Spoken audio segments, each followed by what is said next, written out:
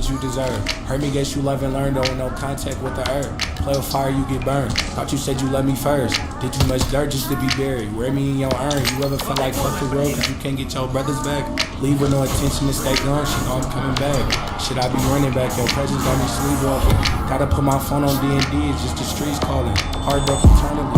Trust me, you don't wanna feel it. Love is always temporary. I don't even wanna feel it. When I started thugging, then you just think that love existed. Tried it many times, hard to leave it when you better bitches. Mama said you love me, told her I see differently. Spiritually, I'm into you. Hopefully you into me. Color different choices. Choosing you specifically. Declining offers from the industry because I'm in the street. Staying in the night. When the bitches call, I gotta leave. Gone before she wake her up. Let her with apologies. I'm phone on D&D. But I hear her when she calling me. Loyalty is priceless. Sure that I give you all of it. Put my phone on what's less than what you deserve. Heard me, guess you love and learn. Don't want no contact with the earth. Play a fire, you get burned. You said you love me first. Did too much dirt just to be buried. Wear me in your urn. You ever felt like fuck the world cause you can't get your brothers back? Leave with no attention to stay gone. She know I'm coming back. Should I be running back? Your presence got me sleepwalking. Gotta put my phone on D&D. It's just the streets calling. To one.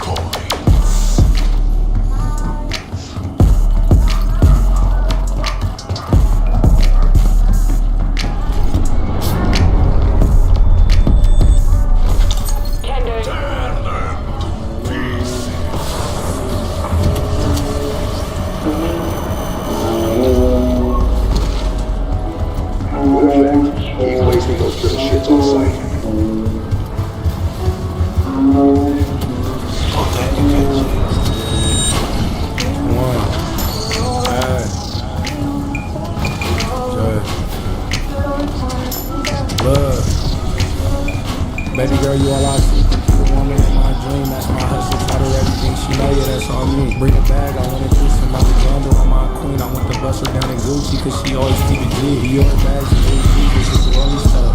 I'm real protective about my love and tryna show you wrong. Mad as hell with some ice on that. She in a whole different time zone, so I'm gonna make sure she keep it rolling. Cautious when it comes to niggas, cause they get it wrong. Foreign bitch, but she ain't never drove a Benz before. They do a lot, I hit the line and gratify people. I'ma let her drive it anywhere she wanna go. Her last relationship was bogus, she was something real. She started popping ecstasy cause she ain't wanna feel. Be cautious, let me try to fix the monkey wheels. Stay down when I was down, that's how you know it's real. I almost let the fame blind me from the ones I love. Record deal can never change me, girl, you know what's up. I never let your heart explode just cause I'm blowing up. I'm on the road, so I thought that I should call you up. Baby girl, you don't let it escape. That's my hustle, taught her everything she know, yeah, that's all me. Bring it back, I wanna do some Alexander on my queen. I want the best of her in Gucci, cause she always keep it G. Your bags and Louis this is the only stuff. You're protected by my love and try to show you wrong. Mad as hell with some ice on her. She in a whole different time zone, so I'm gonna make sure she keep it rolling on her.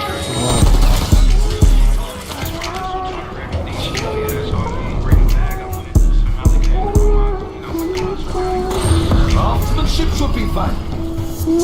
Strong. That's Moses, stupid. Love will change you for the better, just be grateful for it. It made me stronger when you left, how could I hate you for it? My brother hit me from the pen and I just can't ignore it. Don't focus on what the sucker say cause that ain't important. Time passed in that cell thinking about your kids. The shit you did don't matter now cause you been gone for 10. And when you die, you get forgotten. That's just how it is. Found guilty of all charges, life inside the pen. My life inside the graveyard, that's how a story ended. The game changed, nowadays they glorifying snitching. Should've been summer playing ball instead, I chose the trenches. Had his back against the wall, forced to take a sentence. I wish the best for all my brothers, nothing less than that. Remember you blessed me with some cheese, I had to bless you back. Used to be buying 5 sacks from slow balls on end. I started thugging, we sticked it out, never up. Bro, how did they even get over there if they didn't unlock any doors?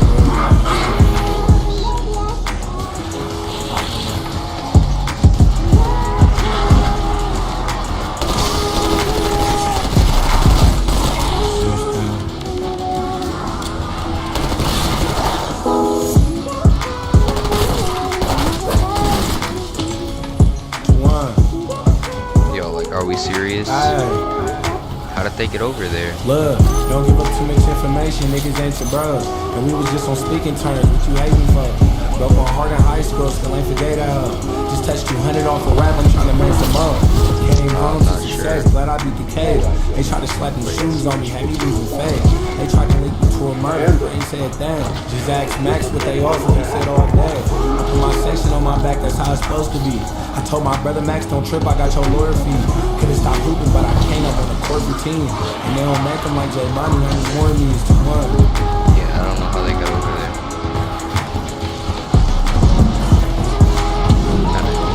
Wait, oh yeah, I need to go over there.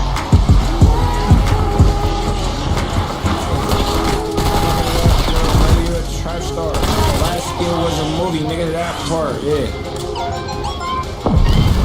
G-Glock, nigga. Slubby Mall, nigga. Casino World, nigga. You know how we bumming, nigga. Hey, fuck it up, little baby, you a trap star. Last kid was a movie, nigga, that part. Yeah, shot a nigga in this shit for trying to act hard. I don't associate with niggas that don't kill niggas. Ain't never still a rapper about it, don't feel niggas. I talk about the trenches in my songs cause I'm still in them. Yeah, I caught one as an adolescent, but don't feel different. Quarter forward Tristan, dropped a pill. Oh my goodness, man. On the G's, I don't laugh. How the fuck did cuz survive and he took a dome tap? Yo, can you come out here and buy the door?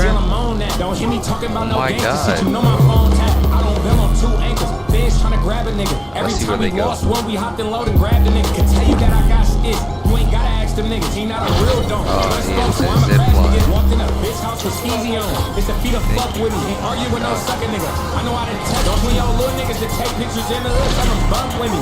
How you gonna show me on the gram? I hit you with a 6P. Can't tell me I ain't down move. Got scenes on that Crip Street. Think I'm gonna fuck the hoe and she ain't get a back. Bitch split. Left that nigga with a zipper. Nigga, you went and dissed me. Finally popped the nigga. I've been jumping on since I was 15. I pop another try, nigga. I'm gonna stop rapping. Only G nigga with blood on the fire. Yo, wait, am I seeing things? I don't got the drop, you know I got tactics. Got Drakey on me if they spin and it's not mad.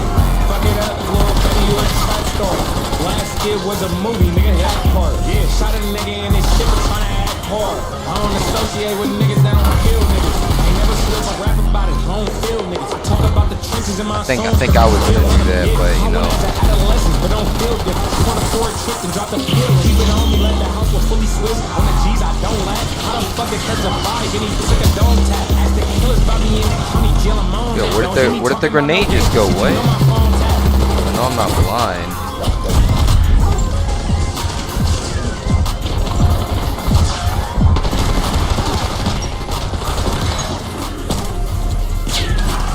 Not big enough. 500?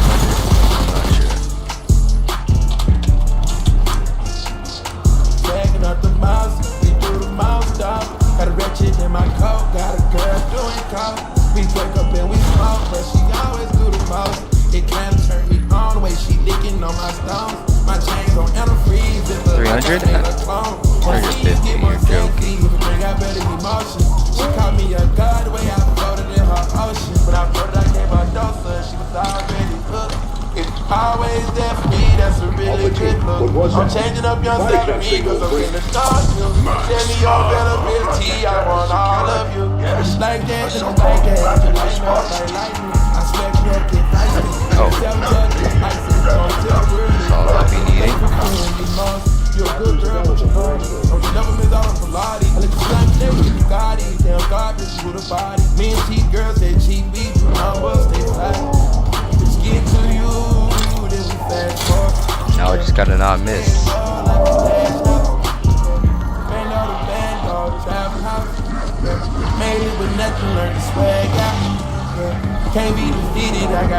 south.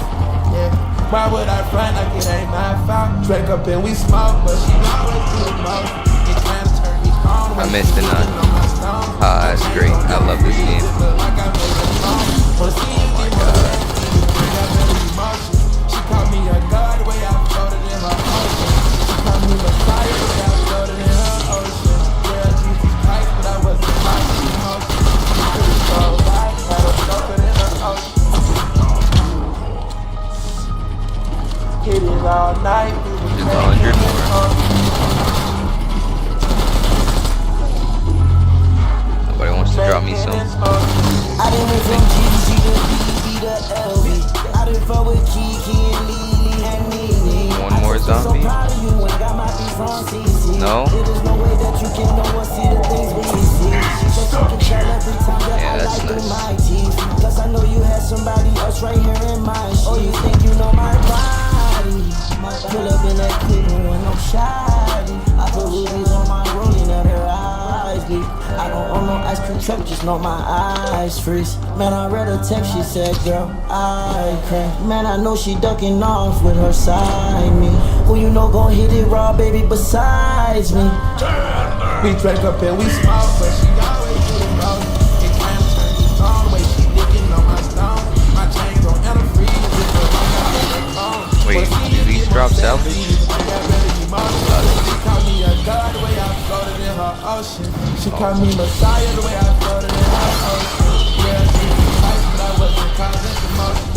It was so right, had her I'm gonna go back over there and it's gonna be exploded.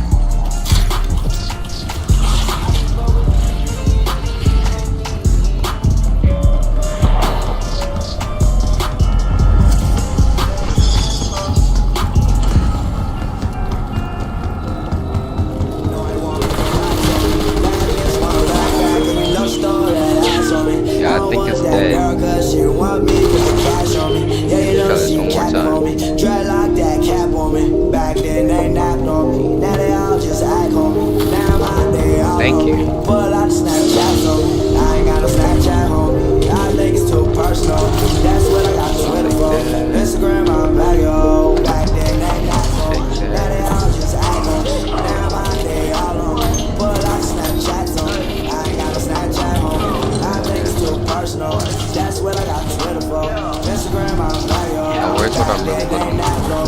Now they all just act on me. Now my day all on me. Pull out Snapchats on me. I ain't got no Snapchat on me. I think it's too personal. That's what I got Twitter for. Instagram I'm back. Where is it? So you haters. Hi haters. This is my world, so it's all in my favor. Am I blind? I am. But I rather have a Mercedes. Why do I like the baby? For the girl to the sun down, number one like I'm a brother. Always said that you baby. Go ahead and make another one. Do what I want, cause I'm trusting her. I'm a lover till the love is done. Took your girl, she ain't try to run. Hit from the back so I lazy, no. Hit from the back so long. That my whole legs don't make it numb. Sucking me up, give me brain, now she done. Tell her it's been for crush. Play her just like a drum. Making a night when you making a month. What does that mean? Full power of the steam. Nothing. Okay. Maybe that. No. Okay. My bad.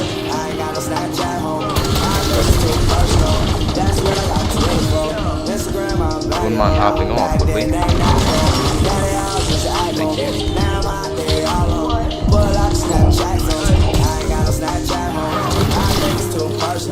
That's what I got Twitter for. Instagram, I'm back, yo. Boy said that you made me. Go ahead, make another one. Do what I want, cause I'm trusting. 2 rounds, teammates. I'm a lover till the love is done. Took your girl, she ain't try to run. Hit from the back so her legs get numb. Hit from the back so long that my own legs starting to get numb. No, I walk with the racks on me. Bad bitch want back, and you know she throw that ass on me. I don't want that girl cause she want me cause the cash on me. Yeah, you know she capping on me. Dreadlock that cap on me. Back then they not bro. Now they all just act on me. Now my day all on me. Pull up Snapchats on me. I ain't got a Snapchat on me. I think it's too personal. That's what I got Twitter for. Instagram I'm black yo. Yeah, not much a tough guy without that helmet, are you? Goodbye. That's what I got Twitter for. Instagram I'm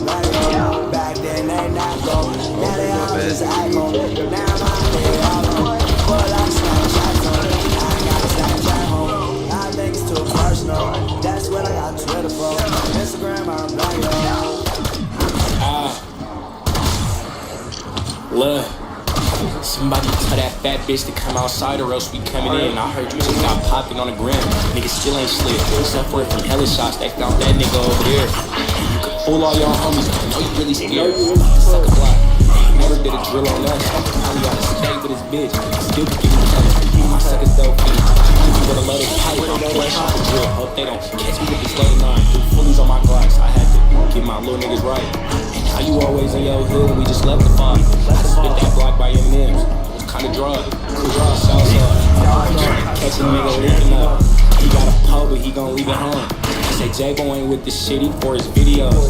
Okay, if I'm a rapper, we rap then. And while y'all drop like flies, I laugh with my rap friends. Do back, get hold of me so I can really shoot. These old ass can't play basketball, my young is really hoop. Posting out with 2 yannies on me, Shaggy and Skinny Dick. Ask about me, Lil J-Bo get it back and buy that school. Smoking with my mad bags, free the bro from Black Gay. I've been on they block more than them, that's on my dad name. As soon as I got in the field, I popped out to know the feeling.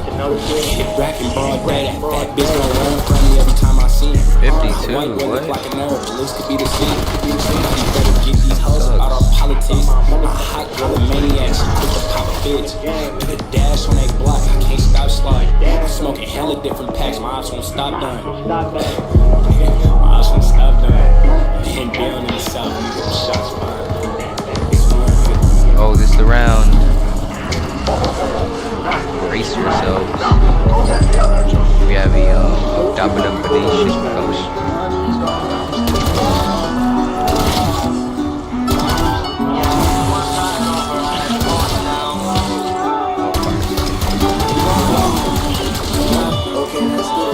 And I was just up in Stylus, feel like a British now. Me and my boy so deep, no we not sitting down. Yeah, I was one side over, I had to hold it down. And me and Bubba the only niggas go around for around.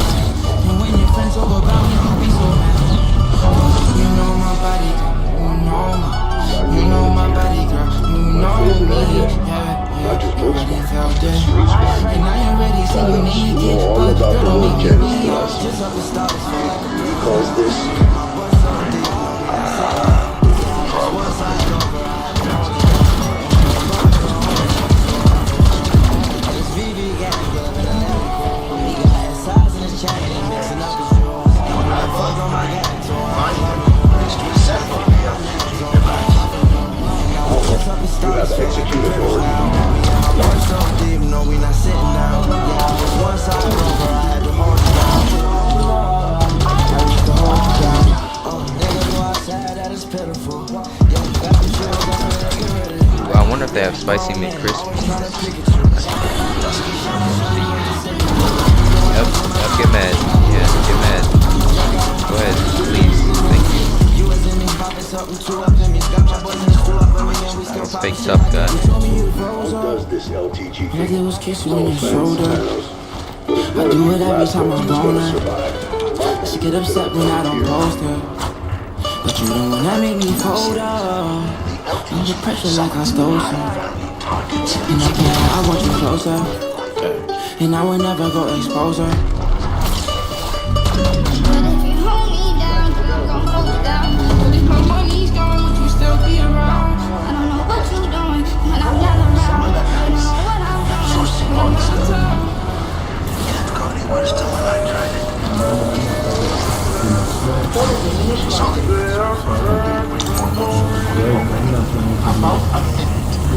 Hold on.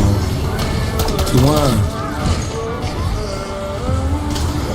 Wish I could call my loved one and tell my baby made it. By the time you show me that you fucking me, your love is ancient. She's been trying to hold me back, I got a dozen cases. She said I changed, but she can take it to me elevated. I love my bro, so I can give you anything you feel. Niggas can't kill me, so they tryna let you do it. And I was down, I had that number, but I didn't use it. Cause I don't know if niggas love me or just love my music. I be twisted, I've been dropping down my chain with it. I should've went and bought a casket, I'm a brave with it. Used to put my tools, got poppin' and had to shake niggas. How y'all fuck with me, but we ain't fucking with the same niggas.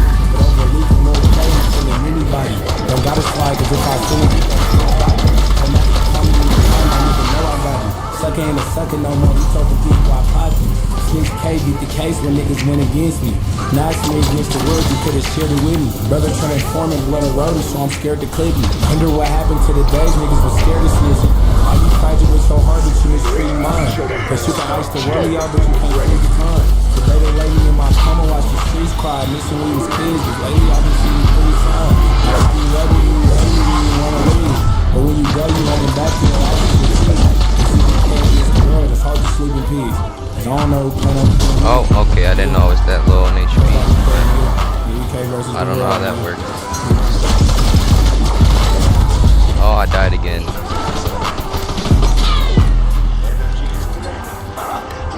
See, this is why people need to listen when I tell them things.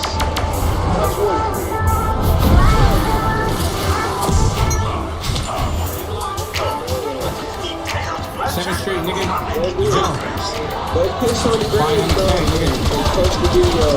Bitch, since you niggas acting so hard, leave. I'ma do it. I'ma put on the ground on 2 more bitch on Facebook. Wait, why am I not losing ammo? Oh, I am. Every time they make me mad, spit the bag on the whole nigga soul, made it see me up and spit on you. Just the same way the drip, yeah. I found that bitch the same day the nigga pissed me off. A real donkey from my block, they gon' take it off. With 6 shots, speak itself, I ain't miss it all. If Cuz ain't wanna die for this shit, then why he getting more? Go get a body of your own and speak to it. Not no stepper, he ain't never shot no switch, he need city. Lost my brother and I know it fucked me up, cause it ain't hit. Don't even trip, I love you more, you know your baby bro gon' get you caught a charge. With a zip like an ounce of weed, it was dark, but the flash of the drink ain't make it hard to see. Big Johnny punching niggas' faces, I ain't Marley B. You know some getting touched if niggas hopping in the car with me. Been bouncing out since 15, I got hella seen. The way I shot that nigga with the fully switch was hella clean. Told bro don't play with the Drakes, I'll turn a Millie G. And everyone no 20 got no skis, so we don't let you speak. Jeez. Hey, niggas, we don't let him say a thing. They call me Drake, but I popped up today with Baby A. Push the broadside when we got on, like, hey, I need my space. Top bogey, I'm shooting like I wasn't even 6'2", but I had 6'2", they call me Dirty Drake.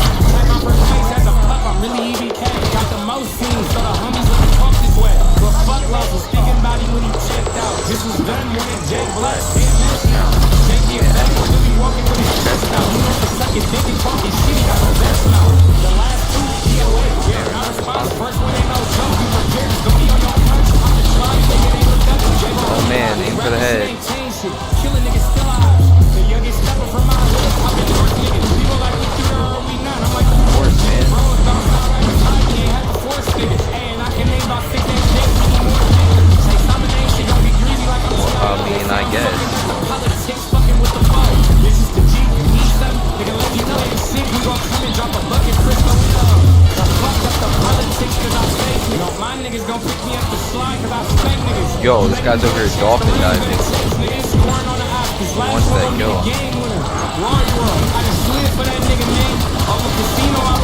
Oh, thanks team. I love how we're just all boarding them by me. Hey, we was grabbing niggas. Yo, how I'm coming by my bro ain't gotta ask me, nigga. Mind the world, you know the Drake's gon' double back on niggas. Free all the steppers that got grabbed for spinning. Jeez, pop the nigga cause he trolled me, don't play like that. Swing the stocker through that shit. How much longer is this? 13 seconds. I've been spit on you. It's the same way to drink me up. I found that bitch the same day the nigga pissed me off. A real donkey from my block. Oh my goodness. I ain't miss it all. Cuz wanna die for this shit, then why you getting more? Don't get a body of your own and speak to you. I know stepper, he ain't never shot no switch. He need city. Lost my brother and I know it fucked me up cause it ain't his. Don't even trip, I love you more. You know your baby bro gon' get him caught a try, nigga. Gonna make it purple. Dark, but the flash of the Drake ain't make it hard to see. I have to. Niggas' faces, I ain't Marley B. You know some getting touched if niggas hopping in the No, car with me. I can't do it. I can't give in. I have to go buy stem shots.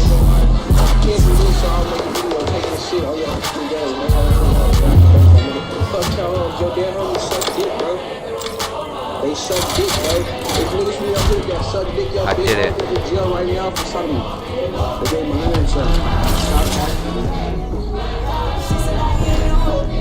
Cause I know that you still ballin'. She just wanna go back to the future, so I brought that girl a DeLorean. 21 minutes until I gotta go, so I tell that girl I'm gonna slaughter it.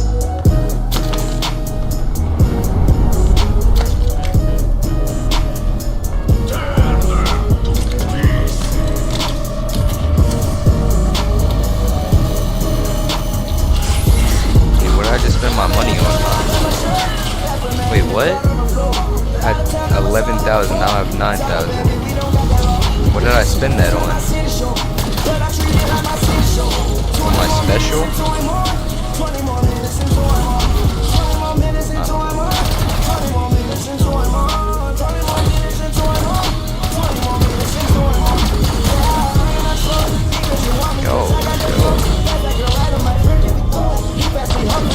Yo, oh my goodness.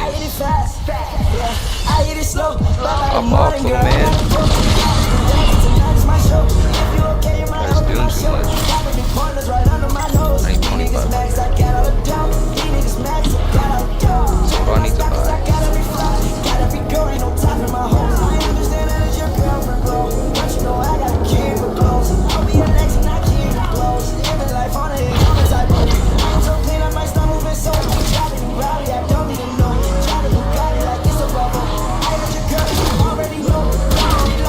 Oh, here they come.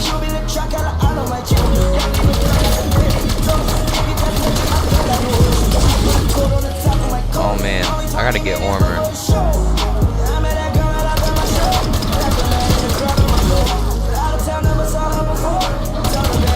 I definitely don't.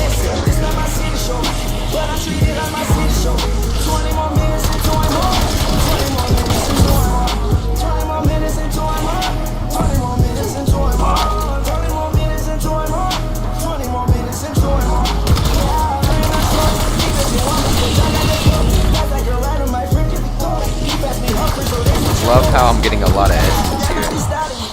Gonna run through the fire, guys.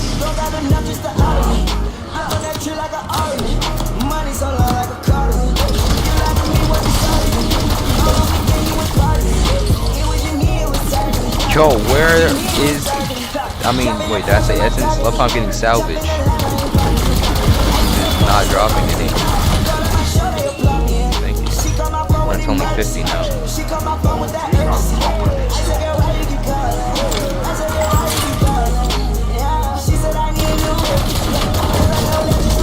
I only do a tiny bit more damage.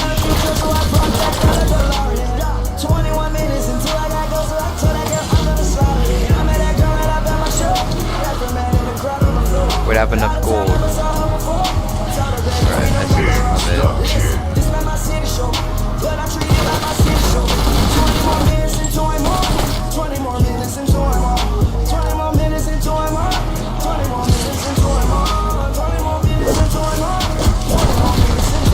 Like it's insta-kill. Stop trying to kill me.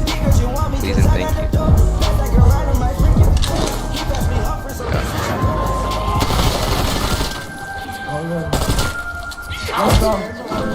I don't ever want to talk about it. I don't ever want to see you. Everybody, they be changing now. Now you see with the cheese blue. I understand, charge it to the game. Everybody want to feast too. I put gold all on my neck. I put gold on my teeth too. I ain't never stayed from the my teammates doing the actual like twists. How you say that I left you? First year was the best you. After all the dumb shit that you did, can't believe that I really kept you. We used to sit in the same room and I still probably would text you. No, she ain't never gonna talk back. Getting big money, that's a tall bag.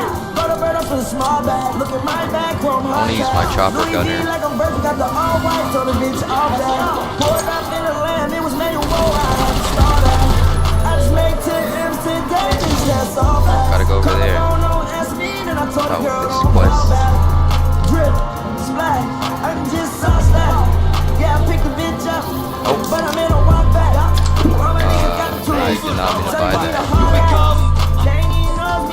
Stack the clothing line.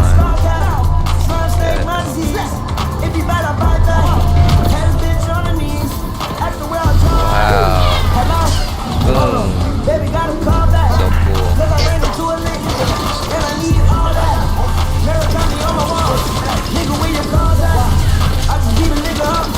Now I need my paws back. Got a Glock with a dick. Yeah, I had to pause that. When I'm shopping, know I'm safe.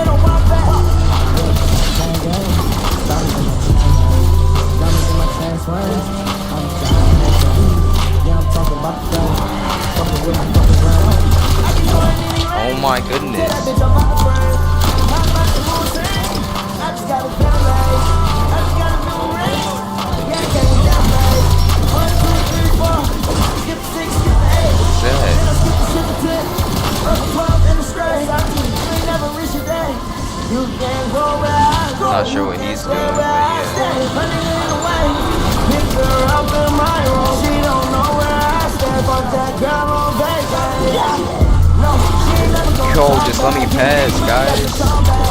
Oh my goodness, what is this? This is gay, bro. I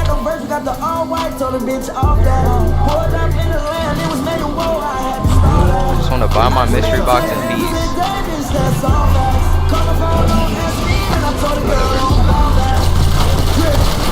Oh, that's doing a lot of damage. I said 5 damage. That's nice. Yeah, 45 for a purple gun. That's great.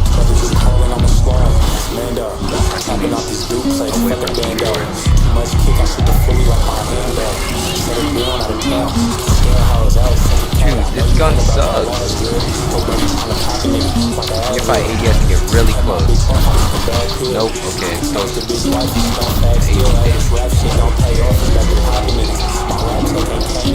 Oh my god, this is why you buy stem shots. Yo, like, get away from me, dude. Why is it me?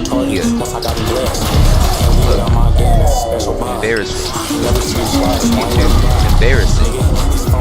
Oh, I love how my teammates are both dead. They really don't want any of this action. Embarrassing. What? Yo, like, come on, bro. It's gotta be gay, dude. Keep going after me. 9 damage. 9 damage for a purple. And that's apparently the best gun to use in Call of Duty. Yeah, okay.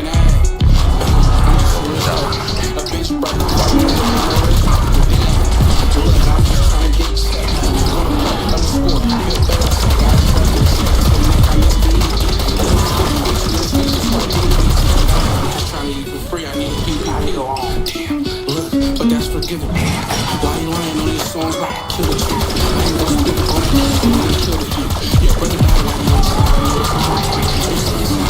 Guys, I don't know, man. I think we should be shooting for its head.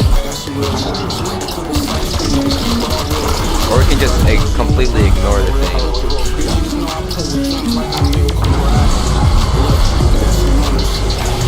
Now I have a chance to use my chopper gunner.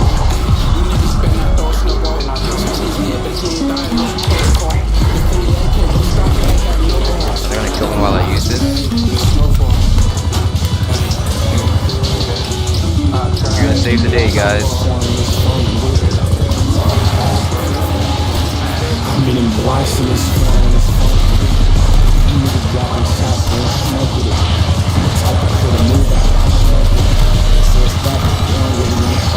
Yep, don't you worry.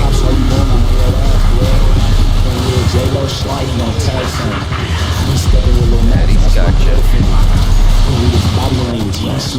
That was it? Oh my goodness. I got the thing is. Don't worry, I have another thing.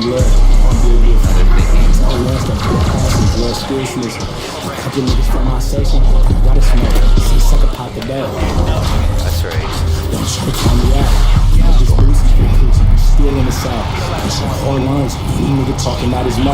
I love how the cluster bombs don't work. That's fun.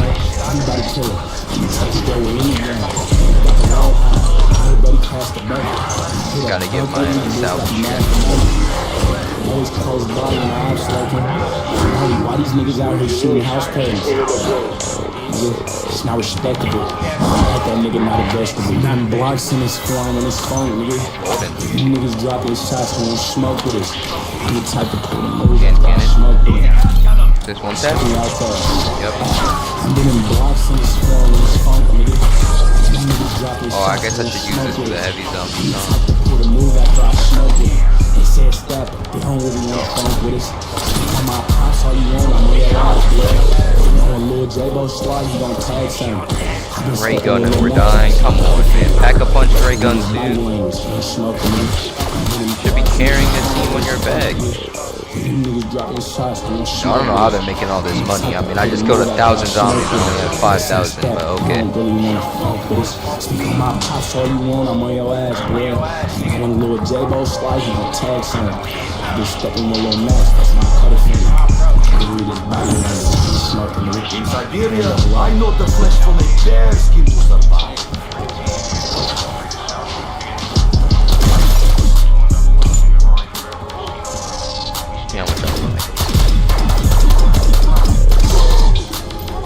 get like 90. I get 80 actually. Get 80 salvage, and my teammates have 20,000, and he just died twice. I ain't never gave up Right. on the past. Tried to slide and made him crash. My little brother slime for me. What's that? Wait, no, why would I just do that?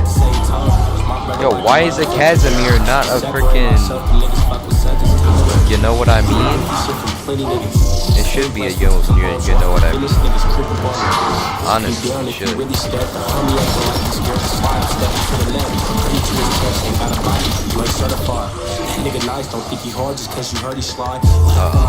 Tactics. I mean, watch this. Oh, I think I did that in the wrong place. What a waste. Game of fear and threw it right there. Oh, I probably should have done that. Oopsies. Looks like we lost team.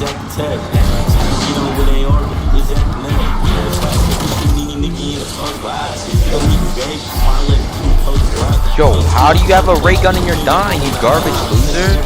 Oh my goodness, guy's about to make me mad. Oh, this guy's a little bit warmer now, I guess.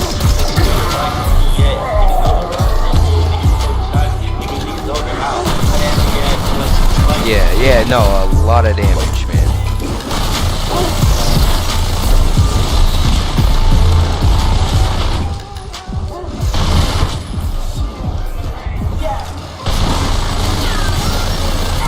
Everything I said,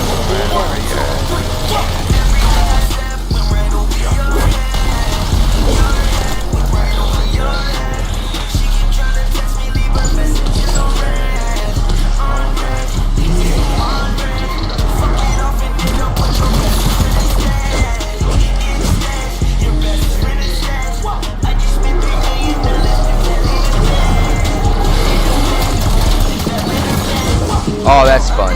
That's fun. Love how those guys always go for me.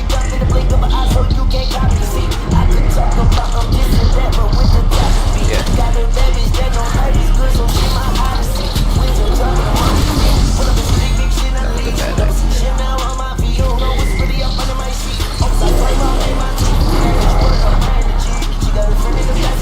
Dude, I swear, if this person was the... How do these two keep dying?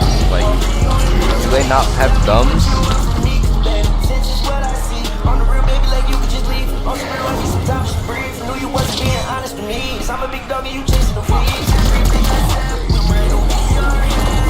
Cause that's fun. Yeah, both of them on me.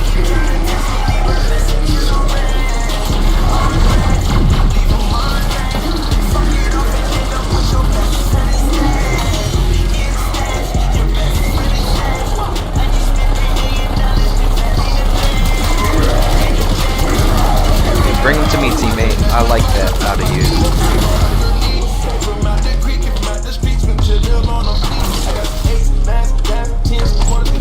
I need to like get a better secondary. Fully repair my armor's durability. What does that even mean? My armor has durability on it? What does that mean? Can I pick this up and move it? Okay, come with me. I'm gonna place you right here. This is where all the action's gonna happen. Okay.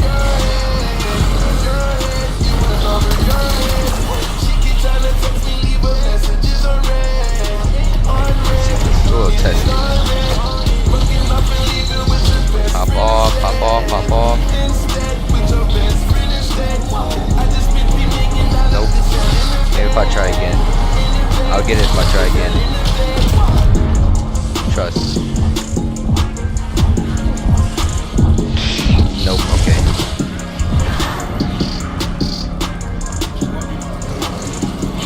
Right here.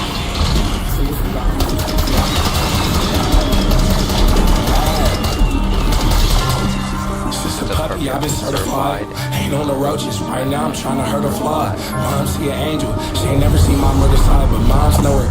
I've been digging grades, ain't never told her lies. Hey, tell your mom stay in the house before I smoke the bitch. Capping them songs like we don't spin, but niggas know we slid. The Glock was looky yesterday, I just broke it in. Even if I'm caught, I'm still gon' act like I don't know the bitch.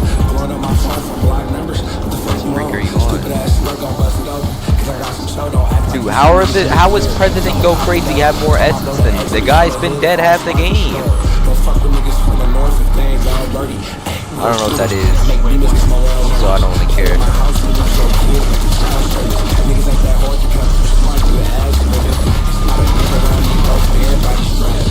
Oh my god. Watch it, it's only gonna go for me. I wonder who's about to go after. Oh, hold on. Find some more right here. Shooter on the house, but in the county jail, he ain't on nothing. Fucking with the ops that smoke my pops, I'ma smoke my gold. Is this the bowling ball one?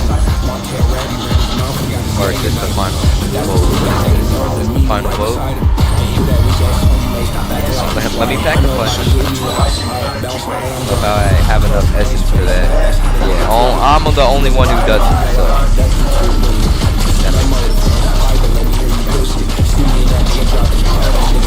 Oh, this is fun. I love how I didn't get my armor shield before we went in here, so I'm just gonna die.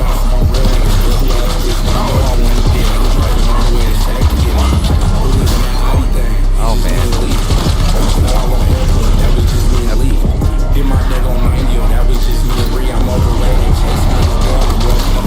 Frag grenade, frag grenade, frag grenade, frag grenade, and it's going up. Okay.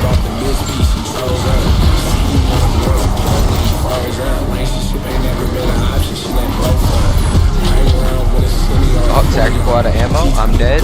Nice. Every time them suckers outside, Jable gon' be in the corner to one.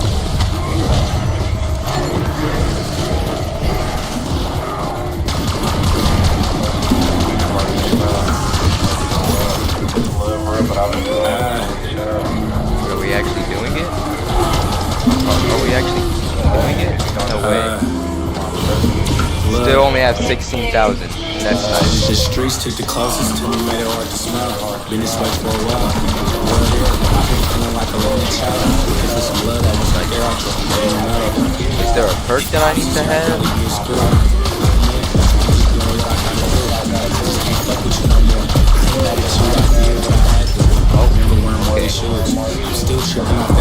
Oh, I'm dead. Okay, that's nice. I love how all of them just decided to go for me. Casino in some years and that shit really hurt. Been trying to see my pops again. I'm guessing it ain't my turn. If I die for this person, just feel the kid. God been trying to save me from the devil. I'm listening. Hella different sentences my niggas got from gangbangers. This guy had a ray gun, by the way. Just want to throw that out there. Rather you be faking in my face, say you don't care about me. All these murders on my mind, got my vision clouded. These guys suck. These streets took the closest to me, made it hard to smell. Been this way for I love how I was getting no essence that entire game. Look down that wasn't there, I drove a million miles. If Pops is here, I'd probably be in school. I'm a man, so I'm just doing what I gotta do. I just can't fuck with you no more. I ain't mad at you, I did what I had to do. Remember wearing Marley shoes. I'm still tripping off that shit, I'm just gonna play it smooth. I ain't never had to pass the pole, cause I'm my own shooter. Through the north playing ball, cause I'm my own hooper. Fucking scholarship, I graduated from the juveniles. Never thought I'd get a chance to make it out the south. Bro just like to suck it down, moving like he didn't do it. A gun don't make you a stepper, I gotta see you shoot it. See a casino in my dreams, I think I'm finna lose it. If you left, it's cause you don't deserve me. Can't put my trust in these bitches, they just wanna hurt me. I had plans to do it all, but you left me early. I love a song for the thugs, reminiscing. I've been high off them drugs. Nigga, 2-1, nigga. If you left, it's cause you don't deserve me. Can't put my trust in Bro, check me out, bro. These streets took the closest to me, made it hard to smell. Been this way for a while, love there, but I've been feeling like a lonely child. Looking for some love that wasn't there, I drove a million miles. If Pops is here, I'll probably be in school. I'm a man, so I'm just doing what I gotta do. I just can't fuck with you no more. I ain't mad at you, I did what I had to do. Remember wearing Marley shoes. I'm still tripping off that shit, I'm just gonna play it smooth. What's the firing range? Oh yeah. If you left, it's cause you don't deserve me.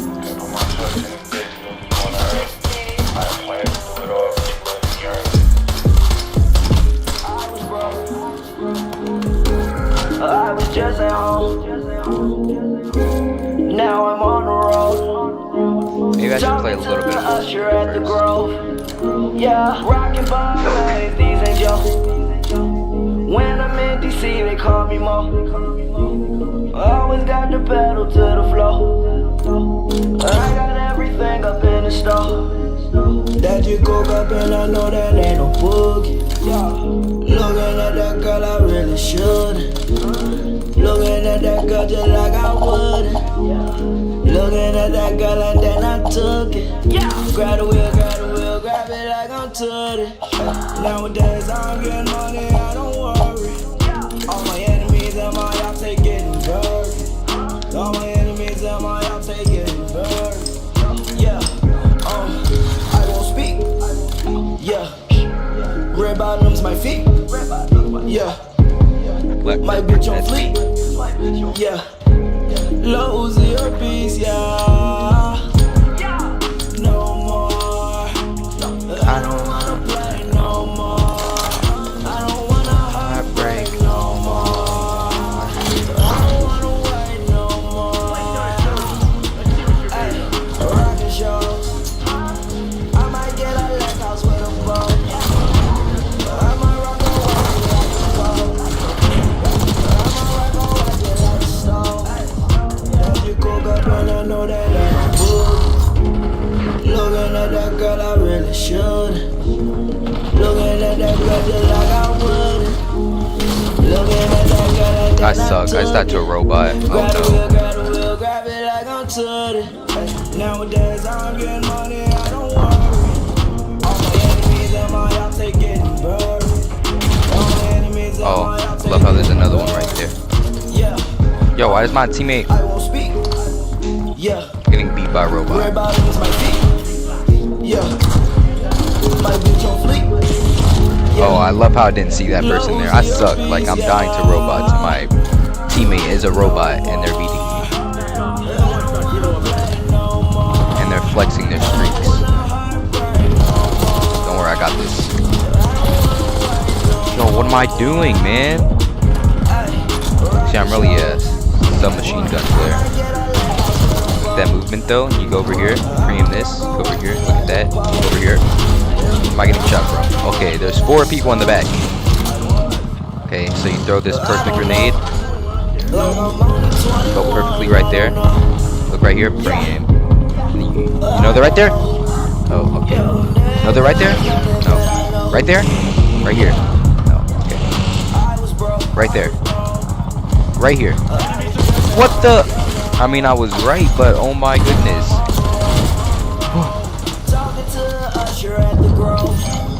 Watch this, perfect grenade. Oh, it's supposed to bounce. See, I'm really an SMG player, look. Oh, movement. Oh, my teammate shot me, dude. What? I didn't know friendly fire was on. Alright. Oh, yeah. Some YY.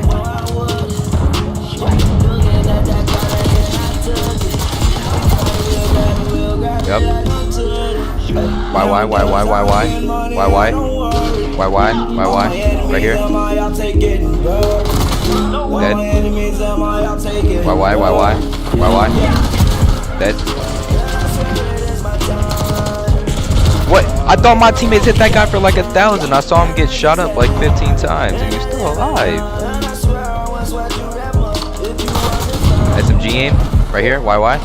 SMG aim. Right here. YY. SMG aim. Top of the leaderboard. Notice that. Right there. Best aim in the game. Right here. YY. Right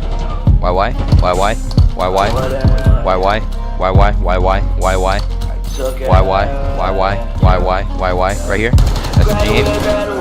YY. Oh. Nowadays I'm getting money, I don't worry. All my enemies and my y'all taking birds. Okay. Okay, we're actually switching to the real KS. Oh, what? KSV. I mean, Jackal PDW.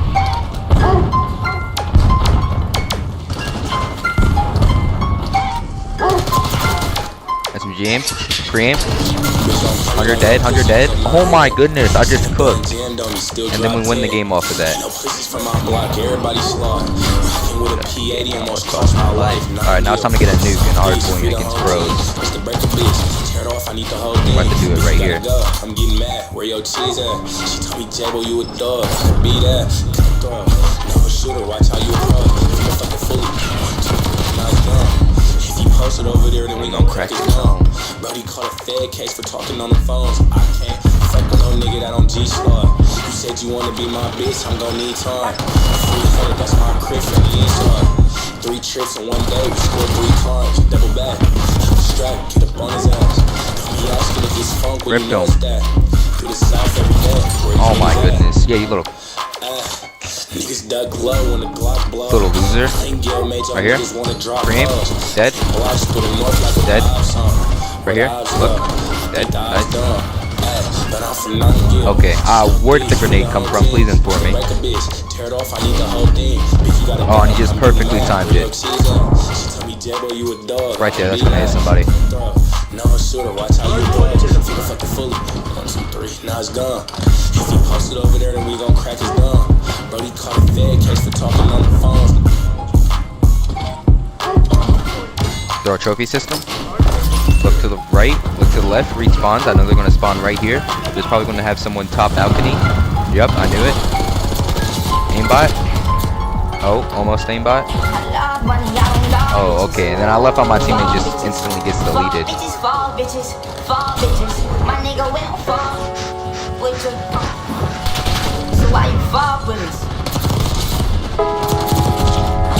Okay. See, it's because it's not realistic. Now it's time to drop a nuke, actually.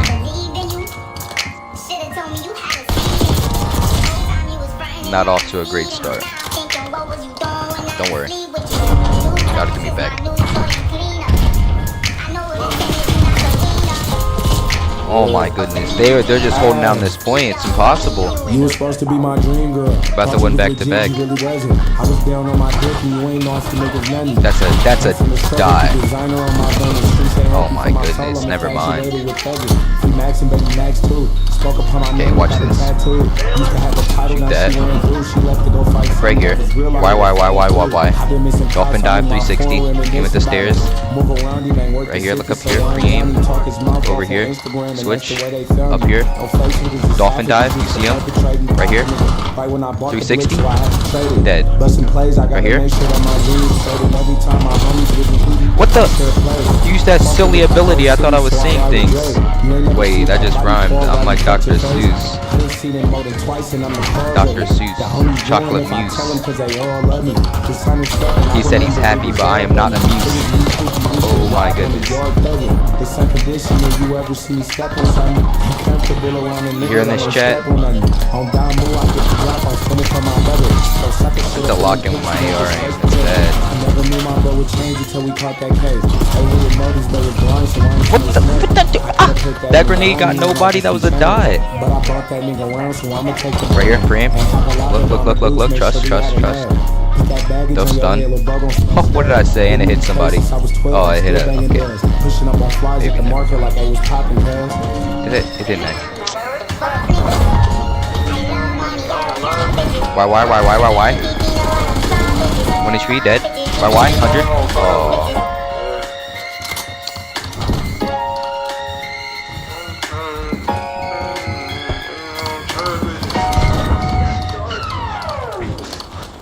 Alright, it's time for me to win this for my team. Dead. Wait. Pre-fire. Nice. Oh, I see one.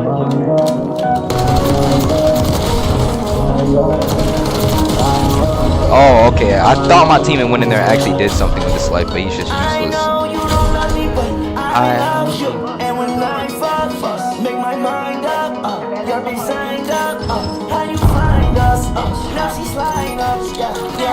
I thought I just got attacked. Dude, they are on. Oh no, my teammates are veteran. They're hardened.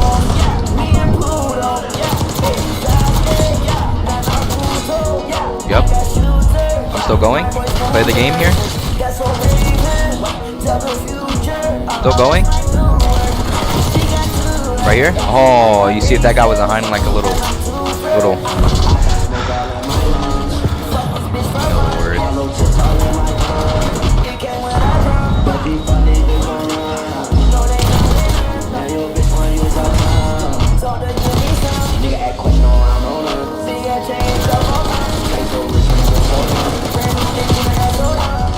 Wait, go prone. Dead. Look. Reload.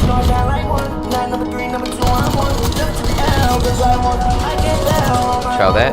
Over here.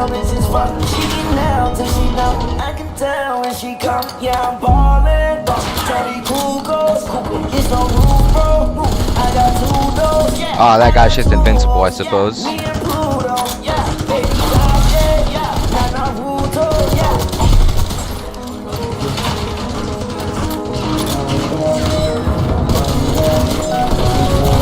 No, like, how does this guy have so much health?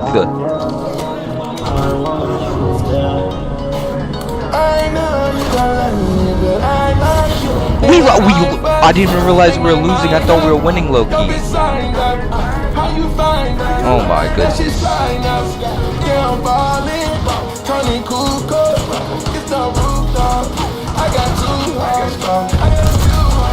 My baby blue dog, yeah, I say my new body. I got diamonds on my arm. All of them fun. I mean, I feel like I definitely had a better play than that, but I guess that was only 4 kills. I dropped 6 kills. But what do I know? She don't like no chrome. Worst person on the team probably didn't. Nah, definitely didn't. I guess. Alright, time for rank. I'm all warmed up and ready to sell my team. Today's the day we hit platinum. What suspicious activity? Are we serious? Ah, that's nice. That's nice. I love how I'm shadow banned because they think I'm cheating. That's nice.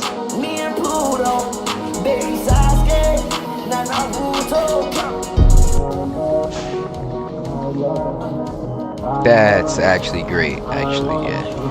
Oh shit, Roger made this one? That's fun.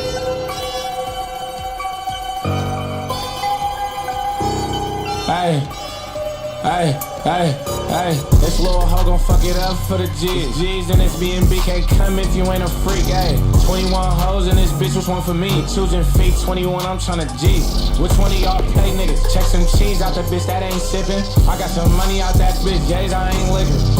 Pushed up on her, got her number, I'ma contact her. Said I got a nigga, I got a bitch, that do not matter. Free put up to the G, I got her looking like the hoe. Yeah, you know I always look like that, I told her I'm in slow-mo. Make you set that nigga up, you fucking with before I go. My sneaky link messy, got me dropping skeezy in my photos, I'm too slimy. That bitch gon' throw that shit on you like we fool fighting. Came home, can't Johnny Danny's, ain't your dude diamonds. Pushed up on twins like I need both of you, cause it's too hard to tell you who fine. Confident, I can knock any bitch I lay my eyes on. Don't stress if a bitch fag on you, just go find more. Ain't name a time I ever cuffed a bitch. Oh man, I love this game. Thought she did something, told her that was light, ho. Told her don't play with the cheese or I'm gon' park that bitch low, she gon' need Geico. Yanked at my diamonds, got that hidden like a light. Don't think that I don't got your bitch, cause I might die. Hey, this little hoe gon' fuck it up for the G's. G's and this BNB can't come if you ain't a freak, ayy. 21 hoes in this bitch was well, no duh. 21, I'm tryna G. Get the Instagram notice that. Check some cheese out the bitch, that ain't sippin'. I got some money out that bitch, J's, I ain't living. Pushed up on her, got her number, I'ma contact her. Said I got a nigga, I got a bitch, that do not matter. Free put up to the G, I got her looking like the hoe. Yeah, you know I always look like that, I told her I'm in slow-mo. Make you set that nigga up, you fucking with before I go. My sneaky link messy, got me dropping skeezy in my photos, I'm too slimy. That bitch gon' throw that shit on you like we fool fighting. Came home, can't Johnny Danny's, ain't your dude diamonds. Pushed up on twins like I need both of you, cause it's too hard to tell you who fine. She's so nasty, yeah, she's so nasty, yeah, she's so nasty, yeah, she's so nasty, yeah.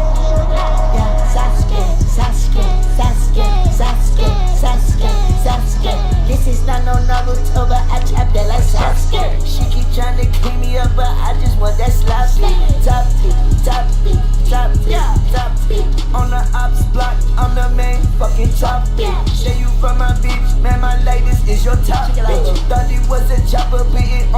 a Glock switch, Glock switch, Glock switch, Glock switch, Glock switch. I just ran from 12 and I be on 8, this ain't stop. I got so much blue in my pocket, GS, now I'm on my hot shit. Cancel on my show, so I just started on some stock shit. Watch this, watch this, watch this. Oh my god, dude. Like, are we serious? Limited matchmaking for what? Oh my goodness. I probably, like, went negative in all my games. Let's see. One guy did message me, you can't cheat and still lose. Like, I'm not cheating, retard. Oh my goodness, hop off. How do I see my messages? Oh, and it's gone. That's combat record. Let's see. Oh, victory, victory. Look, defeat, defeat, defeat, defeat. Let's see how I did. Oh, this was not even my fault. The whole game, I was getting, I only got 48 SR from that. Oh my goodness. Yeah, I'm never getting platinum. Anyway, my teammates were getting literally all the kills, bro. I didn't even have time. They're too good. Let's see. 3 and 1, 12 and 7, 12 and 7. Come on, 12 and 7. 29 and 27. A hard point. In a hard point, I'm getting 29 kills. 42 and 30. 25 and 20. 3 and 6. Defeat. 28-27. 16-11. 22-19. 11 and 4. Like, we're not serious here.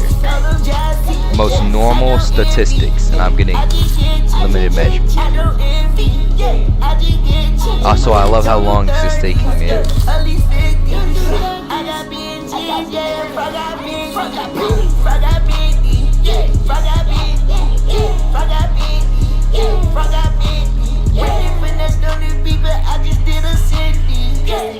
I'm the only one in the army.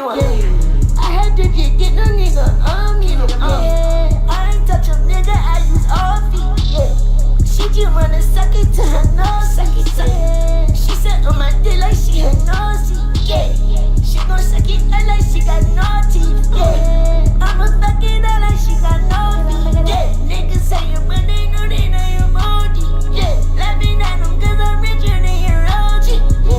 She gon' suck it out like she got no teeth. She gon' suck it out like she got no teeth.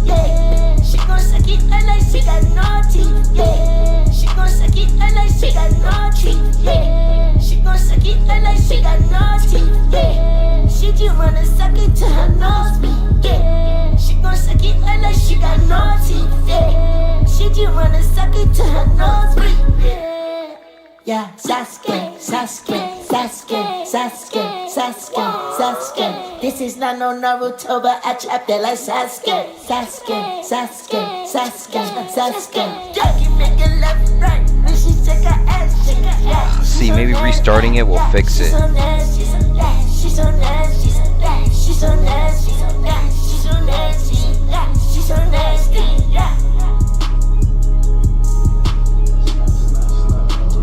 Post-traumatic stress disorder, head on a swivel. First band that I test, I went and bought a pistol. Made a commitment to these streets, casino world, I really stand on what I preach. Dirty poking out the gleek, got the drops on the odds, but you ain't wanna go. Lost like a boss, 56 just started following. I got some questions I just wanna know. They never understand until you gone. When I told you I was damaged, I was serious. Sometimes I cry cause my pops ain't get to hear this shit. Even a thug be in his feelings. Fuck love, I'm reminiscing about them killings. Having dreams about me drilling every human moving. I hate pissing on my hands, but I'm in love with shootings. Scars I needed you to heal, but your love ain't do it. She don't really love a nigga, she just love my music. When Casino lost his life, that was the saddest day. I ain't even shed a tear, my mama had to pray. She knew her baby changed. Quit sports and started digging grass. They say I'm hiding, but I'm play section every day. Trying to make a way, this for my future kids. They might revoke me from my life, or they might shake the shit. Just be prepared for whatever comes. You don't leave the house without your gun. Post-traumatic stress disorder, head on a swivel. First band that I touched, I went and bought a pistol. Made a commitment to these streets, casino world, I really stand on what I preach. Dirty poking out the gleek, got the drops on the odds, but you ain't wanna go. Is it love or is it hate, cause I can feel them both. I got some questions I just wanna know. They never understand until you gone. When I told you I was damaged, I was serious. Sometimes That's real fun, man. Oh my goodness. I'm like, why am I... This game's so dumb. Like, have I been reported by every single player? She don't really love a nigga. She just love my music. Who is floss like a boss? You already know, man. I'm in the lab right now, man. Holla at me, you know. Special, man. All real family, man. It's finna get crazy, man. I'm gonna let y'all see what we're doing, man. That's how we doing it over here, man. We getting it in over here, man. He's not playing, man. You already seen it. Got my niggas in here, man. They in the lab, man. They in the lab with me, man. Still in the lab, my nigga Mac fully, man. Fully paid, man. Feel me? We ain't playing, man. I'm gonna let y'all see the booth, man. Take y'all to see the booth, man. Who the fuck are you? Who the fuck are you? That's exactly what I'm saying, little Uzi Vert. First I drop my top, then I swear my cold, counting all these bands, who the fuck are you? Why you all so cool, $1,000 shows, 100 on my jewels, I got all these grooves. First I drop my top, then I swear my cold, counting all these bands, who the fuck are you? First I drop my top, then I swear my cold, counting all these bands, who the fuck are you? First I drop my top, then I swear my cold, counting all these bands, who the fuck are you? Why you all so cool, $1,000 shows, fuck bitches and tools, fuck bitches and tools, fuck that bitch on Monday, fuck her sister Tuesday, you is not gon' do a thing, with my squad like Wu-Tang, I'm on another Oh, my man. I'm not banned. I think it is called Shadow Band, actually, according to my dialect.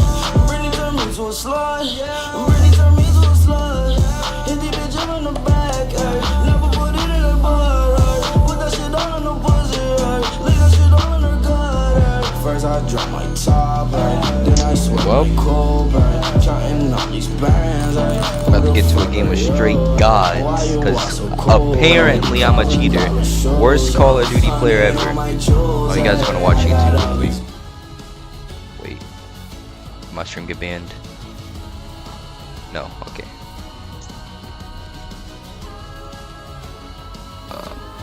You guys are gonna watch YouTube? This is Thanos.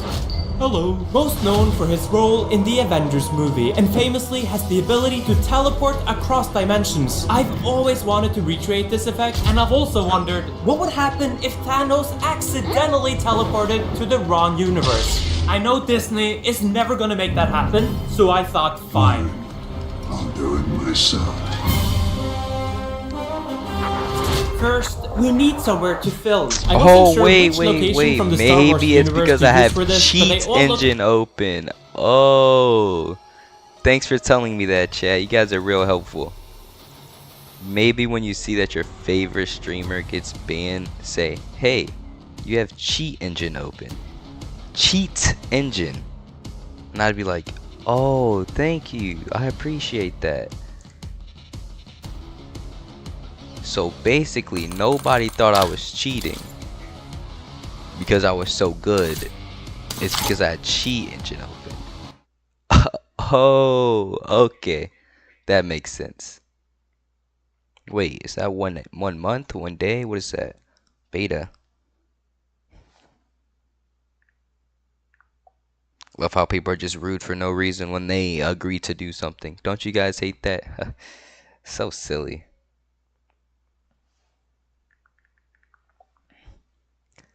too expensive to pull off, so I'll go for the free Norwegian mountains instead. I've already recreated a Star Wars scene here, so it's only fitting. I headed out into the wilderness, and not long after, we arrived at the beautiful location. It's been raining for the past week, so it's all basically like a swamp now, so our feet are gonna get so wet. It turned out wet feet would be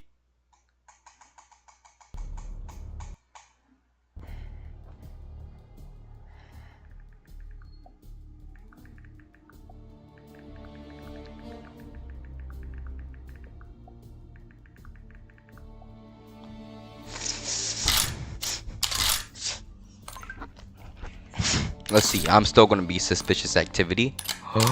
Yeah. Okay. That's nice. Yeah. Okay. That's great. I'm gonna go make food. Your favorite streamer will return shortly. Watch this YouTube video while I'm gone. Said watch this YouTube video. Here it is. The Watch death of this YouTube streaming. video while I'm Block gone. it. I know this is a topic I've blabbered about quite a bit, but it's something that only continues to spiral more and more out of control. Advertisements during streams. Twitch being the most... Bro, it has gotten... Have you been watching a stream recently? See, I'm gonna be where, going for like 15 instead minutes. of it being If this a isn't mid-roll, done, you'll still get the mid-rolls. I'm gonna lose my You'll also mind. get like a weird, it'll tab out like this and play an ad on the side of your screen. It's been 5 seconds. Well, I'm gonna talk about it. I was watching, I think it was top, and it like didn't give me a mid-roll right now.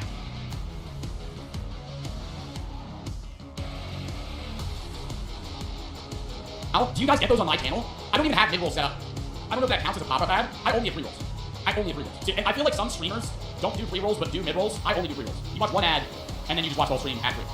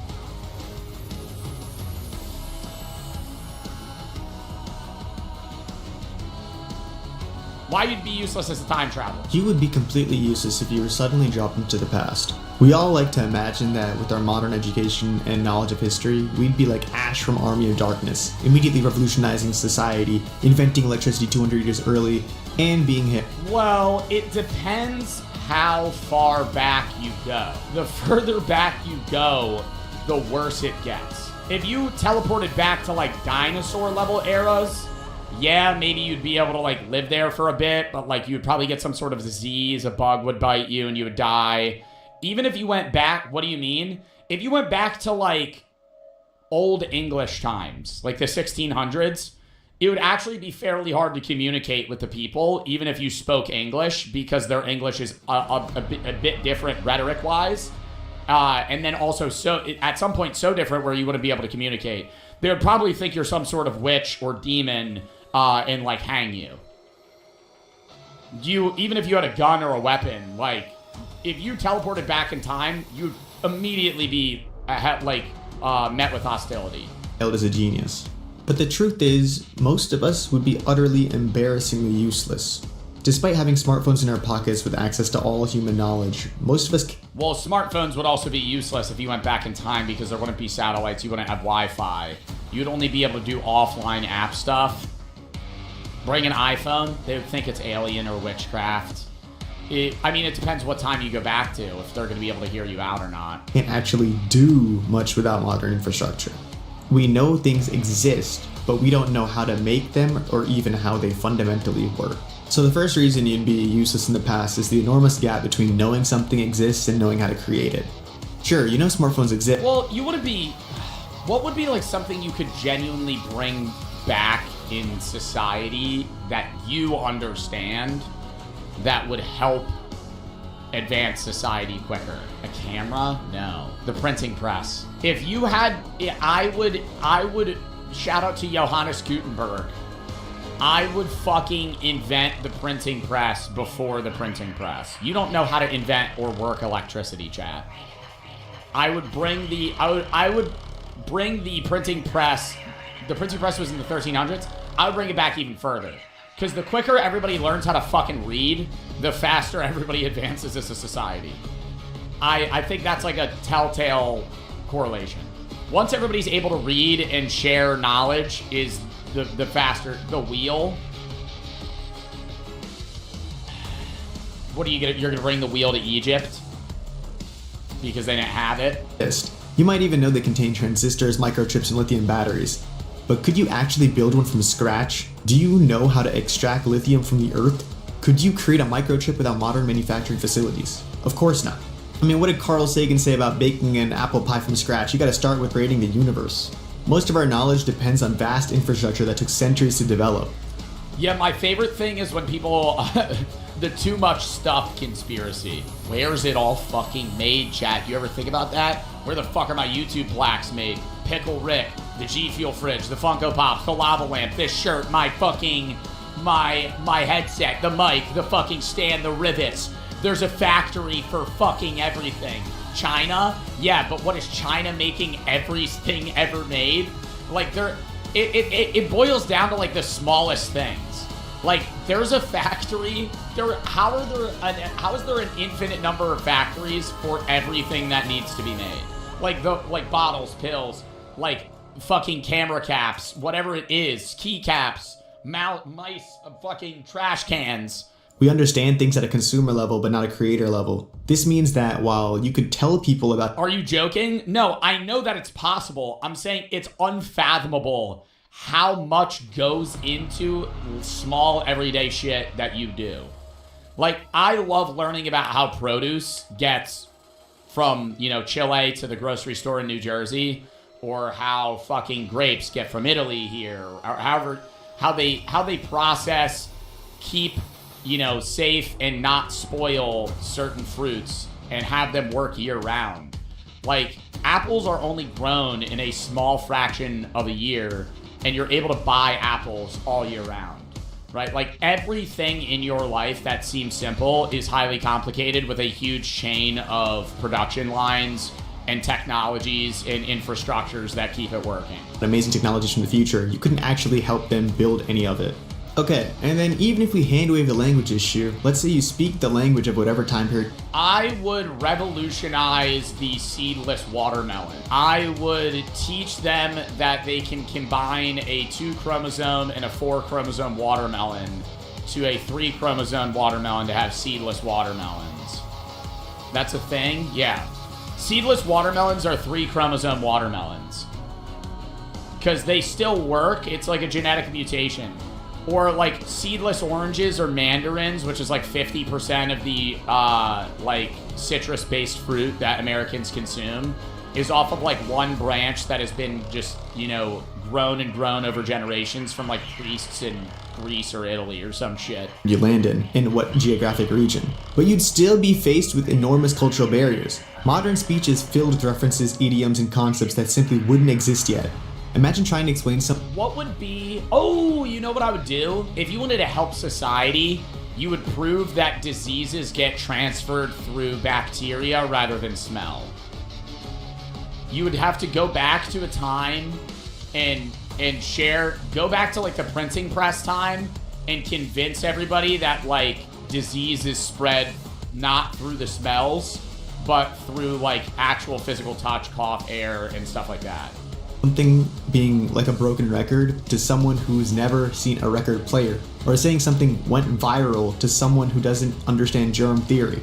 Our entire way of thinking is shaped by modern concepts. We think in terms of electricity, digital information, global communication, frameworks that wouldn't exist in pre-industrial societies. You'd constantly be reaching for metaphors and explanations. Bro, no, the best thing you could do is fast track human evolution, go back in time, teach them like rudimentarily how to like create fire and cook food. If you really wanted to advance society, you would go further back to like Homo sapiens that were technologically capable of like being in the Stone Age, but not knowledgeably advanced enough, and teach them how to use fire.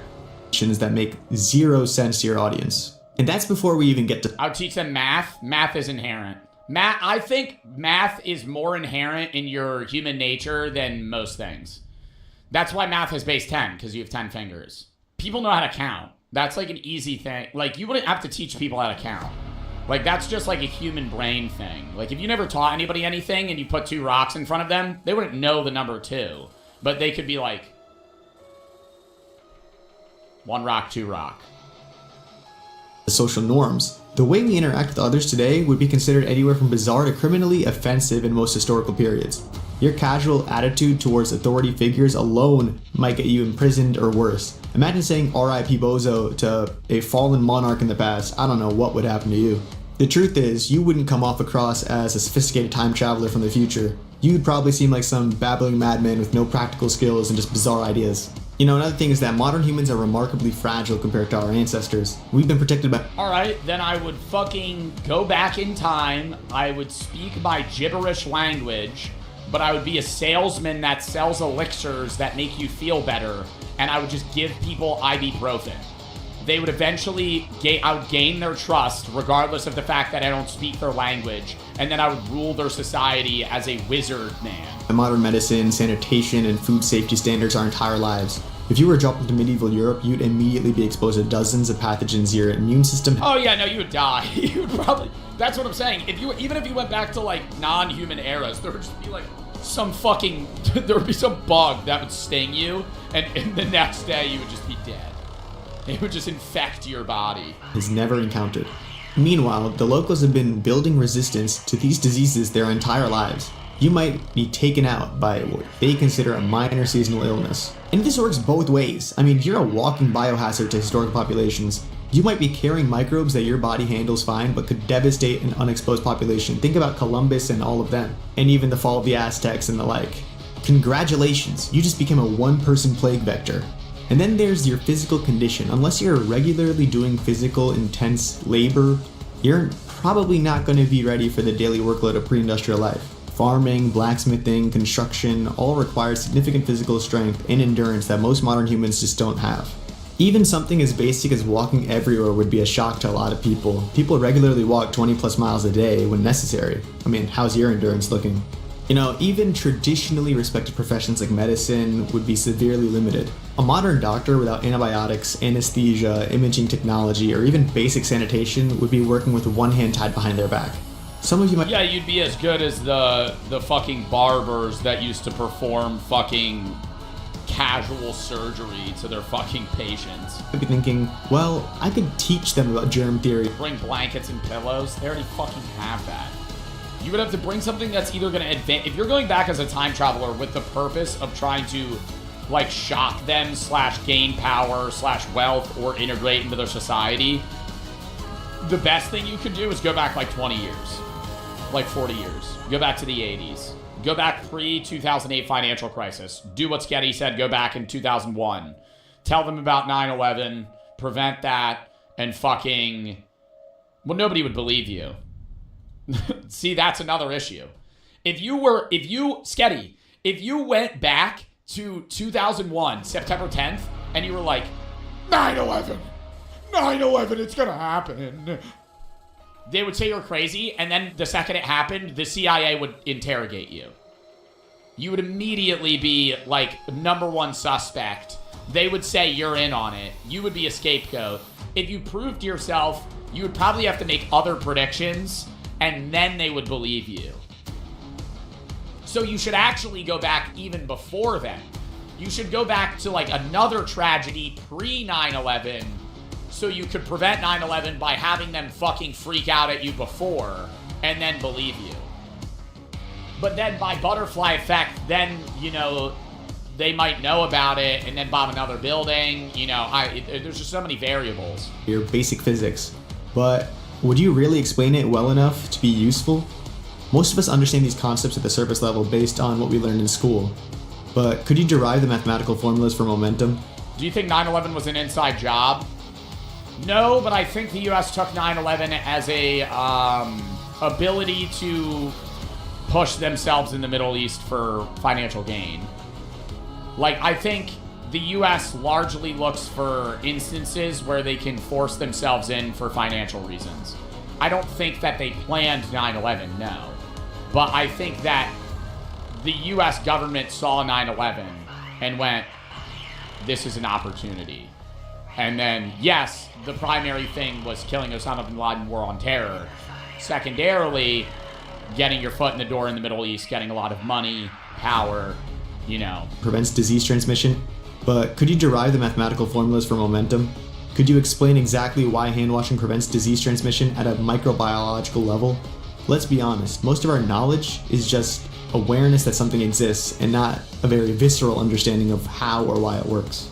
The truth is that most of us would struggle severely if transported to the past. Our knowledge is built on generations of accumulated science and technology that we take for granted. We know that things work, but rarely how they work from first principles.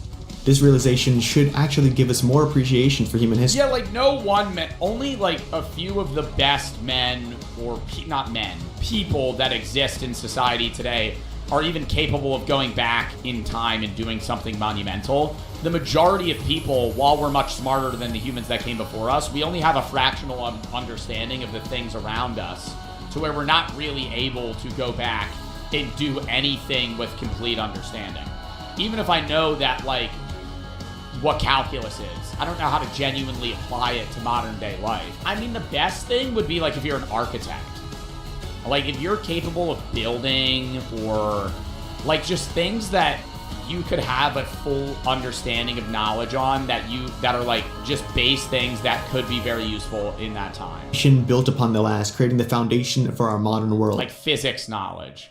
On some Avatar The Last Airbender vibes. No single person, not even a time traveler with a modern education, could replicate centuries of human innovation and discovery alone. The true geniuses were the people who advanced human knowledge without having Google or LLMs to help them. If you found this thought experiment type interesting, hit that subscribe button for more content like this, and let me know in the comments. I would go to Isaac Newton and tell him to give up on fucking, what's that profession called where you try to make fucking nothing turn into gold? What is that called? Alchemy.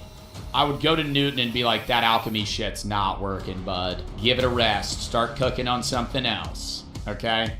Hey, you're really rolling a good snowball here on the fucking laws of thermodynamics. Let's stick to that. Let's stop trying to turn other things into gold. That's a waste of time. It won't work.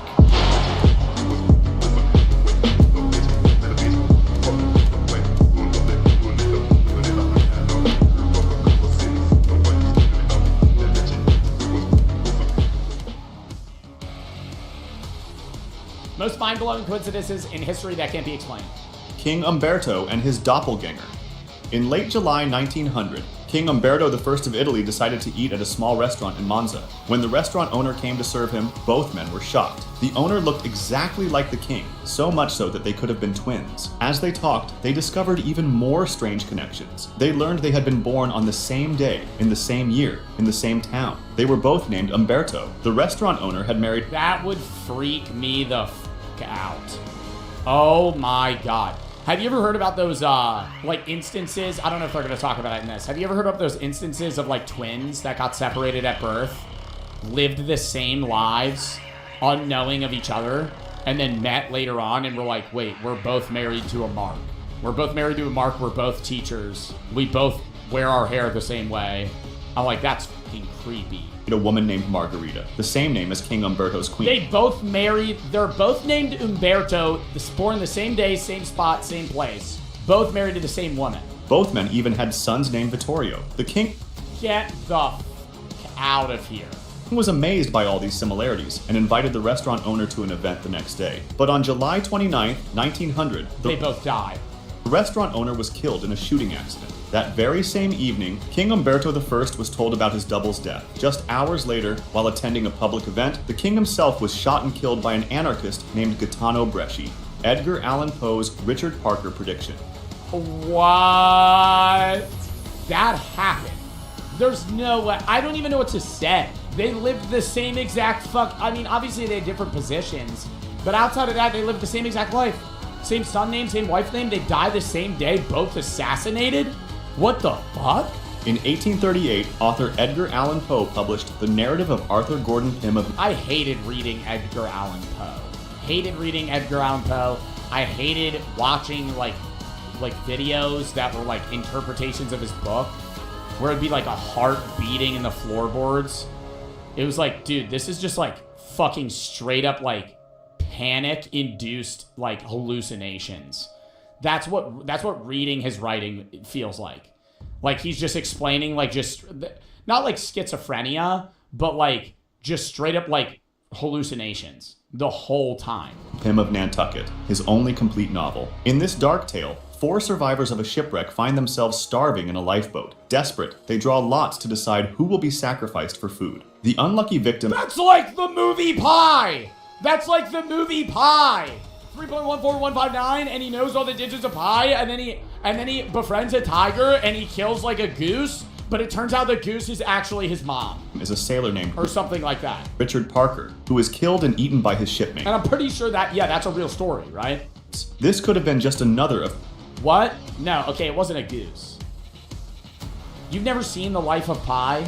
I'm pretty sure it's off of an actual story, but it's basically like he was hallucinating that like he was on a boat with animals and he had to kill the animals, but in reality they were actually people. Who was killed and eaten by his shipmates. This could have been just another of Poe's eerie tales, if not for what happened 46 years later. In 1884, a yacht called the Mignonette sank in the South Atlantic. 4 crew members survived and drifted in a small lifeboat for many days with no food or water. 3 of the men decided to kill and eat the 4th member of their crew, a 17-year-old cabin boy named Richard Parker. When the 3 survivors were rescued and returned to England, they were put on trial for murder and sentenced to 6 months in prison. During the trial, the eerie similarity to Poe's story stunned the... Okay, I think that's fucked up because they murdered him.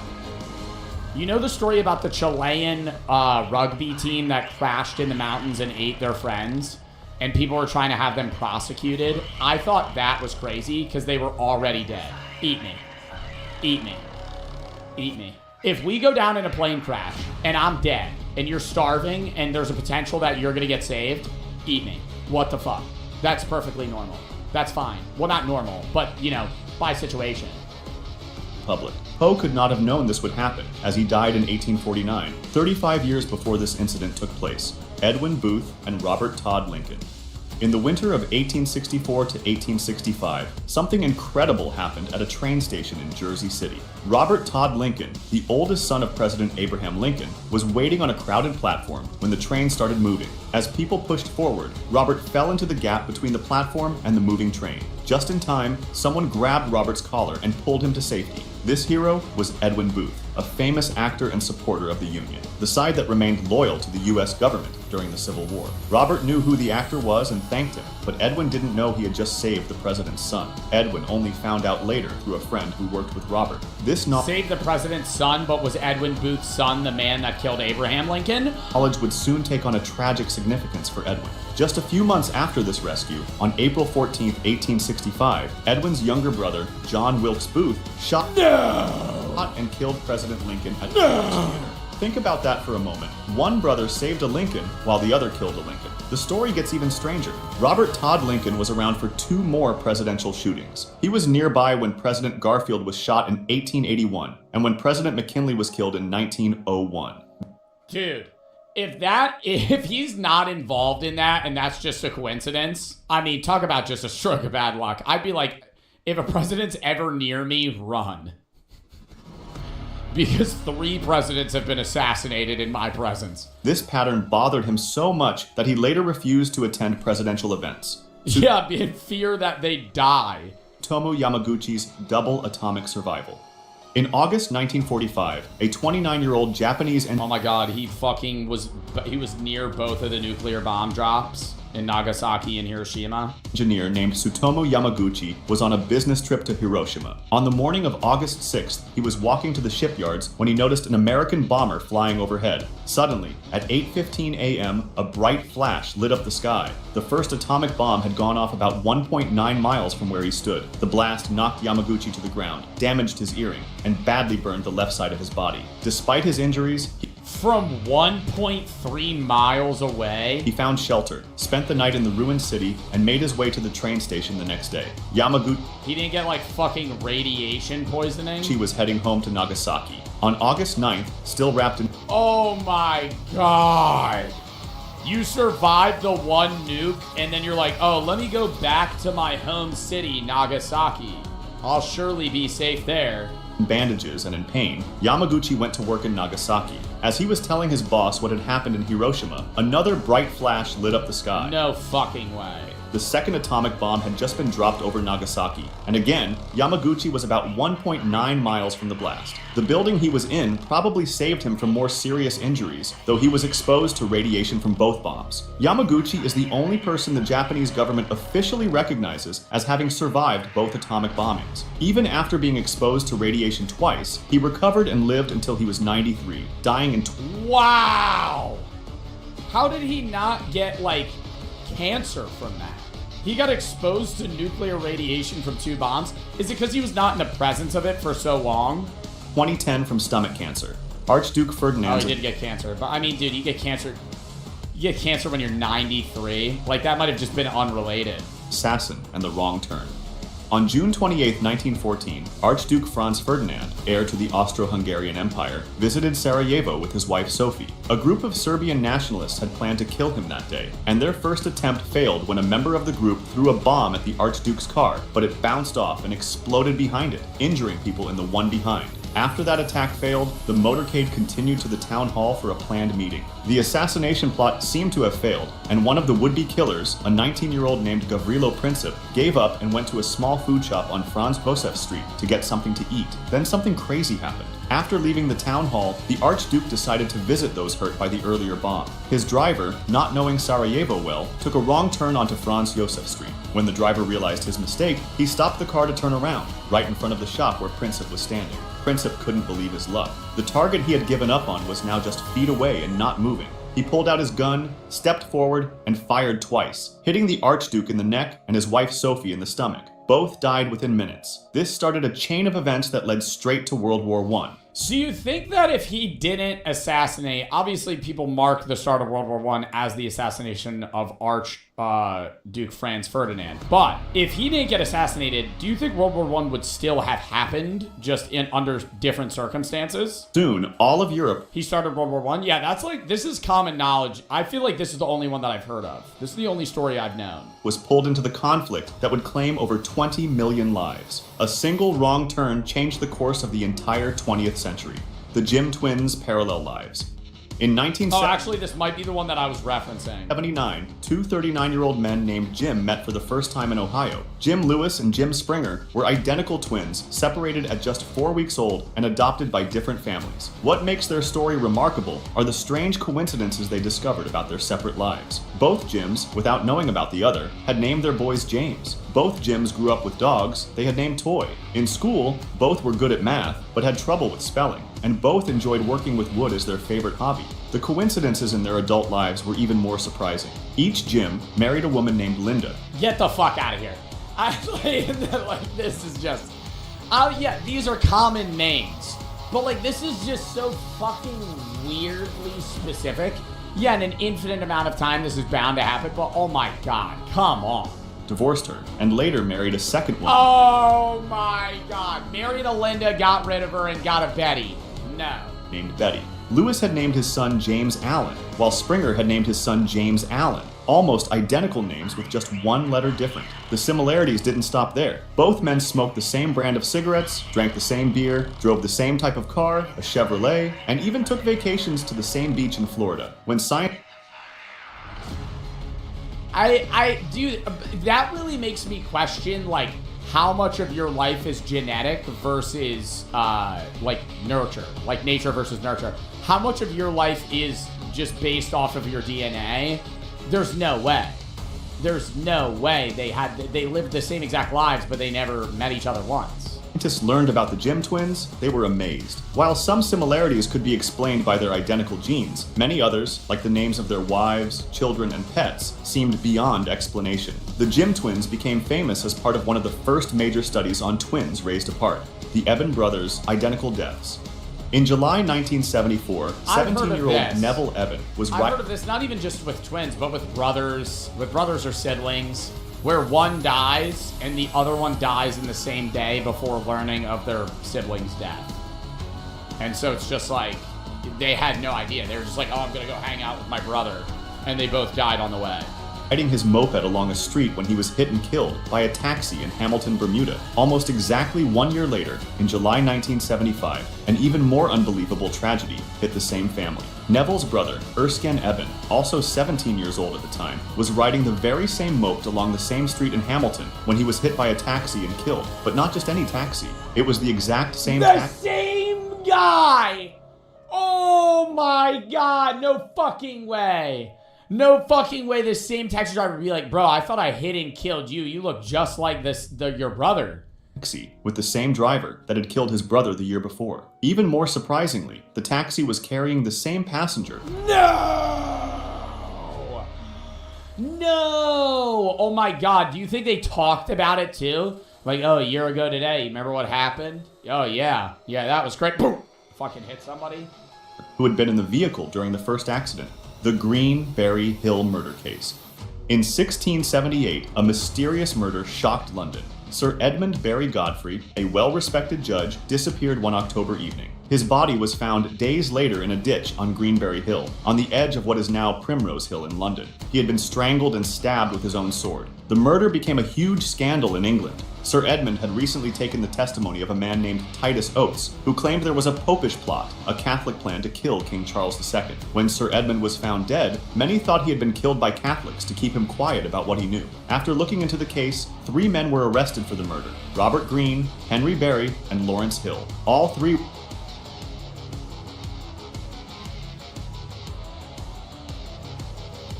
were found guilty and put to death for the crime. Here's the amazing coincidence. They have the same names lined up as his name.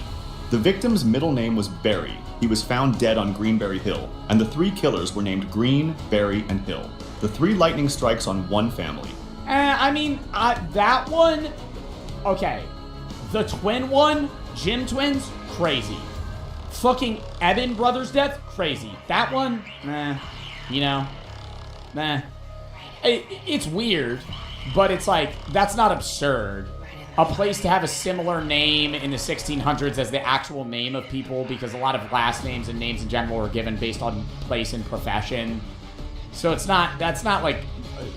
weird, but it's not a mind-blowing coincidence. In 1899, in a small town near Taranto in southern Italy, a terrible accident happened. I think this alone is already mind-blowing coincidences. When you hear about a guy that gets struck by lightning multiple times in his life, I would be scared to go outside. Imagine you're a dude that gets struck by lightning, lives. 5 years later, struck by lightning, you live. At some point, I'd either be like, I'm never going outside again, or I'm immortal, I can't die. Those are A and B for me. I'm either fearful of everything, or I'm going, I might be God. I just got struck by lightning twice and lived. Named Rolla Primarda was standing in the backyard of his family home during a storm when he was suddenly struck by lightning and killed. About 30 years later, around 1929, lightning struck Rolla's son when he was standing in the same spot in the family's backyard during a storm. Just like his father before him, he died instantly. How much would somebody have to pay you to never do this? Never do this. This is purely hypothetical for the sake of being a fun hypothetical question. How much would somebody have to pay you to hold up a metal bat in the sky during a storm? Like a lightning storm. Like there's a hurricane outside. Like, boom. You just gotta go. For like 30 seconds. 30 seconds. Half a minute. If it strikes, you're cooked. You're dead. Like, you're fucking dying. I would say like $1 million. More. Maybe 5. If it was like a for real, like, boom. Like fucking, like actual fucking, like full-blown storm, lightning striking every 5 seconds. The family and neighbors were shocked by this incredible repeat. 5 million? Yeah, bro, I'm betting you're getting struck by lightning. Tragedy. But the story gets even more unbelievable. On October 8th, 1949, Rolla Primarda's grandson, who was named after his grandfather, was standing in that exact same spot in the family yard. A storm was brewing, and amazingly, a lightning bolt struck him too. The third generation of the family had been killed in— Okay, it's crazy they all died in the same spot. I guarantee you it had to do with something about the structure of the home they were in. Because lightning clearly wants to strike in the same spot. It probably had to do with something with the metal around that area, if there was an overhang. Like, it's weird that the coincidence is that they were standing there. I don't think the coincidence is that lightning struck in the same spot. I think lightning was bound to strike in that spot because of whatever building or shit was around them. And they were always just in a bad spot at the bad time. In exactly the same way, in exactly the same place. 3 generations of men from the same family, all killed by lightning while standing in the same spot over a 50-year period. The chances of being struck by lightning once in a lifetime are already very small. The chances of 3 related— What are the odds of being struck by lightning? 1 in 15,300. That doesn't sound that bad. Or that rare. That means, wait, surely that can't be true. Because you meet around, in your lifetime, you meet around 80,000 people. So by that statistic, there's a likely chance that you'll meet multiple people in your life that either have been struck by lightning or will be struck by lightning. 1 in 15,300? Chat. That means, I don't know if I'm doing the statistics right. How many people are in stream right now? I can't see the view count. My fucking shit's been glitched. I've just been streaming the past few days. I have no idea how many people are in stream. 8K. Okay, there's 8K people in stream. That means that, following Joe Bart logic, there's a 50% chance that one of us gets struck by lightning in our life. One of us has a coin flip toss on whether or not one of us will get struck by lightning. Like, sure, there's no way. I don't think any of us would get struck by lightning. Knock on wood. Men being struck and killed in the same— I'm not risking this shit. Place over 3 generations are almost impossible to calculate. The Pramarda family case was reported in newspapers and later included in books about strange coincidences. Mark Twain and Halley's Comet. Mark Twain was born on November 30th, 1835, the same night that Halley's Comet was passing by Earth. The famous comet passes by Earth roughly once every 76 years. Throughout his life— And he died and it passed? Twain was interested in this link to the comet. As he grew older and the comet's return got closer, he began to feel a special connection between his life and the comet. In 1909, when he was 74 years old, Twain made an eerie prediction about his own death. "I came in with Halley's Comet in 1835, Twain said. "It is coming again next year, and I expect to go out with it." Twain's prediction came true. On April 21st, 1910, Mark Twain died of a heart attack at his home in Connecticut. This was just one day after Halley's Comet reached its closest point to the sun on that visit, becoming visible from Earth once again. The comet appeared most recently in 1986, and is scheduled to appear again in 2061. Adams and Jefferson dying on July— Yo, mark your calendar. I'm hype as shit for 2061. That'll be fucking badass. Mark your calendar. Mark your calendar. I will be 59 years old. If I'm alive. On July 4th, 1826, John Adams, the second president of the United States, and Thomas Jefferson, the third president, both died. Even more remarkably— Wait, what? Both died. Even more remarkably, it was the 50th anniversary of the Declaration of Independence. Both men had helped create the Declaration. Jefferson wrote most of it, while Adams was one of its strongest supporters in the Continental Congress. These two founding fathers had once been friends, then became political rivals, and later became friends again in their old age through letters. As Adams was dying at his home in Massachusetts, his last words were, "Thomas Jefferson survives." What he didn't know was that Jefferson had already died hours earlier at his home in Virginia, about 500 miles away. News traveled slowly in 1826, so when many Americans heard about both deaths at the same time, they were amazed by the timing. The coincidence becomes even more surprising when you consider that 5 years later, on July 4th, 1831, James Monroe, the 5th President of the United States, also died. This meant that 3 of the first 5 American presidents all died on July 4th. And Robertson's Titanic prediction has been made. Fuck? In 1898, 14 years before the Titanic disaster, quite good, an American author named Morgan Robertson wrote a story called Futility, or The Wreck of the Titan. This story was about a huge luxury ship called the Titan that sank after hitting an iceberg in the North Atlantic. The similarities between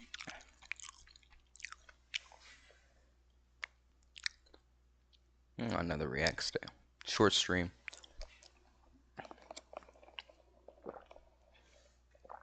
We can all agree that Revenge of the Fallen went a little bit too far in a lot of places. However, from a visual Kitchen, short film, baby steps.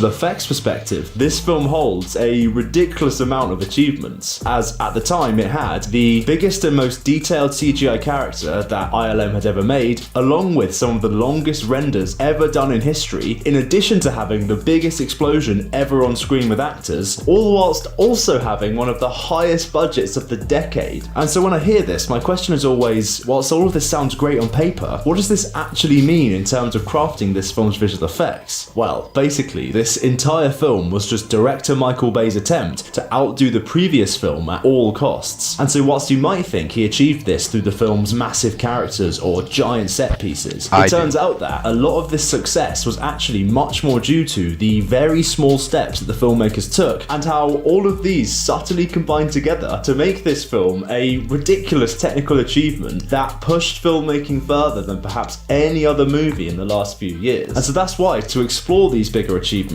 we're going to break down the brilliance of each of these smaller steps and then use all of that to ask the big question, which is that, in pursuit of outdoing himself, did Michael Bay go too far with this film and start to lose track of what made the first one so special, therefore causing this film and its sequels to have all of these strange, kind of unnecessary little issues? So, to explore this some more, literally just fart for no reason as we dive into the visual effects of Revenge of the Fallen.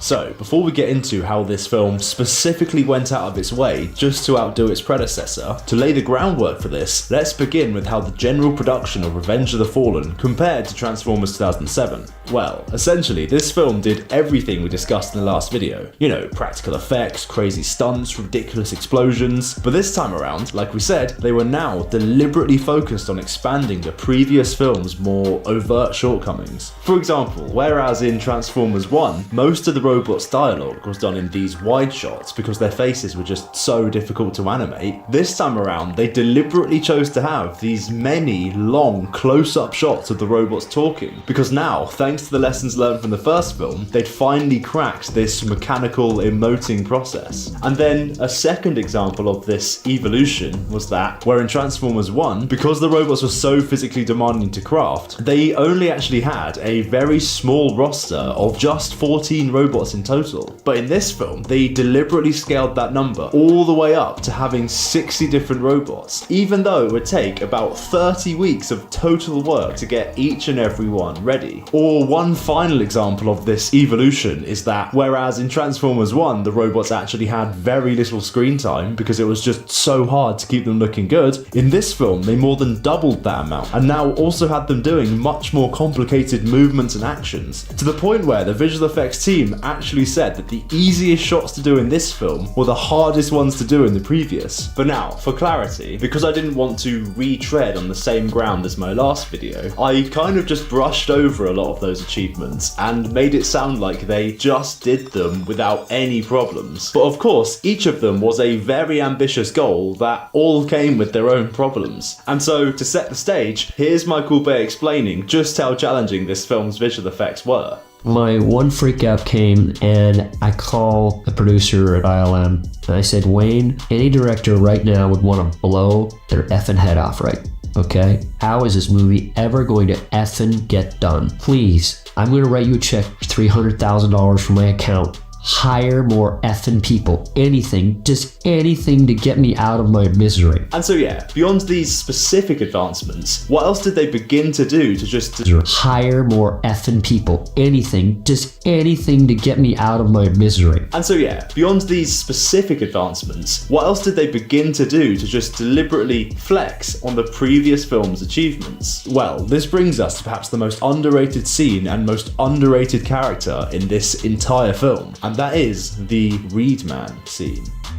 because one of the goals of this film was to show more variation in the types of transformations that you see on screen, and the Decepticon Reedman was absolutely the standout example of this, but it was also an absolute nightmare to get right. But first, if you wanted to keep your online data so safe that it would take an alien robot made of million months of Surfshark VPN, they offer a 30-day money-back guarantee, so there is literally no risk. And with that, now back to the video and back to why Reedman was such a nightmare to do. Because the filmmakers wanted to have a scene where all of these metallic balls would merge to form a robot shape, which is a fantastic idea and made this shot into one of the most unique things in literally any movie ever. I mean, this was 2009, and I don't think I've seen a single thing since then that's topped this visually. But yeah, this has probably never been replicated because it's actually incredibly hard for visual effects artists to control this many objects at once. Because if you wanted to animate these thousands of balls individually by hand, one at a time, it would just take you literally forever to do so. And so to circumvent stuff like this, what visual effects artists typically do is let a computer simulation take over. As by using the simulation's maths and science and stuff, you can move a tremendous amount of information around by just feeding in a few simple commands like go here or flow there, making simulations fantastic for anything from crafting massive oceans to moving thousands of little balls around. But while simulations are great for doing things at a big scale, the issue is that they're just not great for accuracy, because by relying on maths to move everything around, you can't really get any direct fine control over anything, and it's just more like herding sheep where you can generally send them in one direction, but all in all each one will find its own way to the objective, which meant that their hands were pretty tied, because on one hand, if you wanted to sort of sheepdog these thousands of balls to the exact positions you need to form the exact robot shape you want at exactly the right time you need them to do so, then how ridiculously complicated does this mathematical algorithm have to be? But on the other hand, they also didn't have the years it would require to hand animate all of this. And so that's why, in the end, they actually did this entire scene backwards. Because what the team at Digital Domain realized was that the only position that they absolutely needed these balls to be in was that final shape of Reedman. And therefore, where the individual balls came from to actually get to this position was actually kind of irrelevant. And so this meant that if they started with these balls already in his shape and then just ran the entire simulation backwards so that he was actually getting deconstructed, this meant that when they then reversed that footage, they'd get the exact result they wanted, as now all of the reversed balls would look like they were flowing upwards to perfectly form Reedman's specific structure,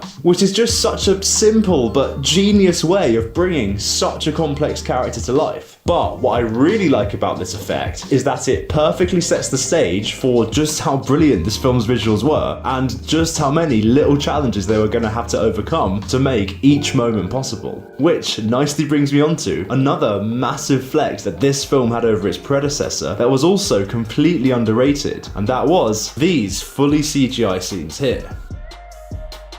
Because if the previous film just about managed to get the robots realistically integrated into live action, then this film took it a massive step further and decided to have its robots be realistically integrated into fully CGI environments. Because in doing this, Bay was able to take the world building of this franchise beyond the limits of Earth and begin to make it more about these incredible robots that came from outer space. But to be honest, I'm not about to start praising the story of this film too much, because that would just be impossible. And so let's just focus on the visual effects for now. Because, yeah, with Avatar coming out around the same time as this film, and basically this being completely great, CGI, by the way. maybe Transformers fully CGI scenes aren't the most unique achievement. What I did find very impressive was the way that they managed to perfectly translate Michael Bay's style into these fully digital environments. As with Michael Bay coming from both an advertising background and also having this very hands-on approach where he likes to take control of the camera and such, it means that he has this very distinctive style as to how he frames the camera and as to the types of energy he likes to show on screen. Meaning that when it came to creating these specific camera movements digitally, this suddenly became a really difficult thing to do. Because as anyone who's ever tried to animate a CGI camera will tell you, it's just literally one of the hardest things to get looking right. As just translating the little things like the slight imperfections of the camera shaking as it moves around is just so challenging to mimic digitally. And so this was why why the team at Industrial Light and Magic were actually very lucky that they could lean on this relatively new piece of technology that they'd recently been working on, where they could give Michael Bay a low resolution version of the scene in addition to kind of a motion captured camera that would basically allow him to film within this fake CGI environment, meaning that Michael Bay could essentially walk around this virtual set in the real world and therefore frame and film everything just like he would in the real world, and therefore ensured that all of these digital scenes felt just like any other in the movie. And so what this basically was a very early version of that volume technology that they used on The Mandalorian with its massive CGI backgrounds that you can literally walk around, which is cool and everything, but what I really like about this is that it shows just how much of a team effort things like this are. Because sure, the visual effects team can make some incredibly wonderful CGI, and Michael Bay is clearly a very talented director who knows how to place a camera well, but without each other, this film is suddenly something much less special. And so by working together, the two of them can create this genuinely fantastic visual result that you only really can see in this franchise. Which does actually bring us to our third flex from the previous film, which was basically every single thing that happens during the forest fight sequence. And more importantly, the fact that Michael Bay wanted this to be an award-winning type of scene. As beyond having these fantastically integrated only made interactions like between amazing the fake movies. CGI What? robots and the real-world forest, How which is we'll this get to even in just a possible? minute, He's only this made scene good also movies. represents one of I mean, the A Quiet two Place, massive Purge, Friday IMAX the sequences 13th, in this film. Texas and so now Chainsaw IMAX is one of Massacre, those things that I've never really fully appreciated. But Bad after Boys learning 6 about Underground, the ridiculous lengths that they went to Bad do Boys this sequence in Teenage IMAX, Mutant I Ninja Turtles, suddenly feel quite bad about being Pearl too Harbor, cheap The to spend Island, a few extra pounds on Transformers. seeing this in its maximum quality. And if it ever comes back to the cinema, I'll definitely put in the effort to go see it again. Because essentially what IMAX is a way larger screen that's way higher resolution, that therefore demands way more work from the visual effects team. Because now it's basically 8 times bigger, and so all of their CGI has to be 8 times more detailed to hold up on it.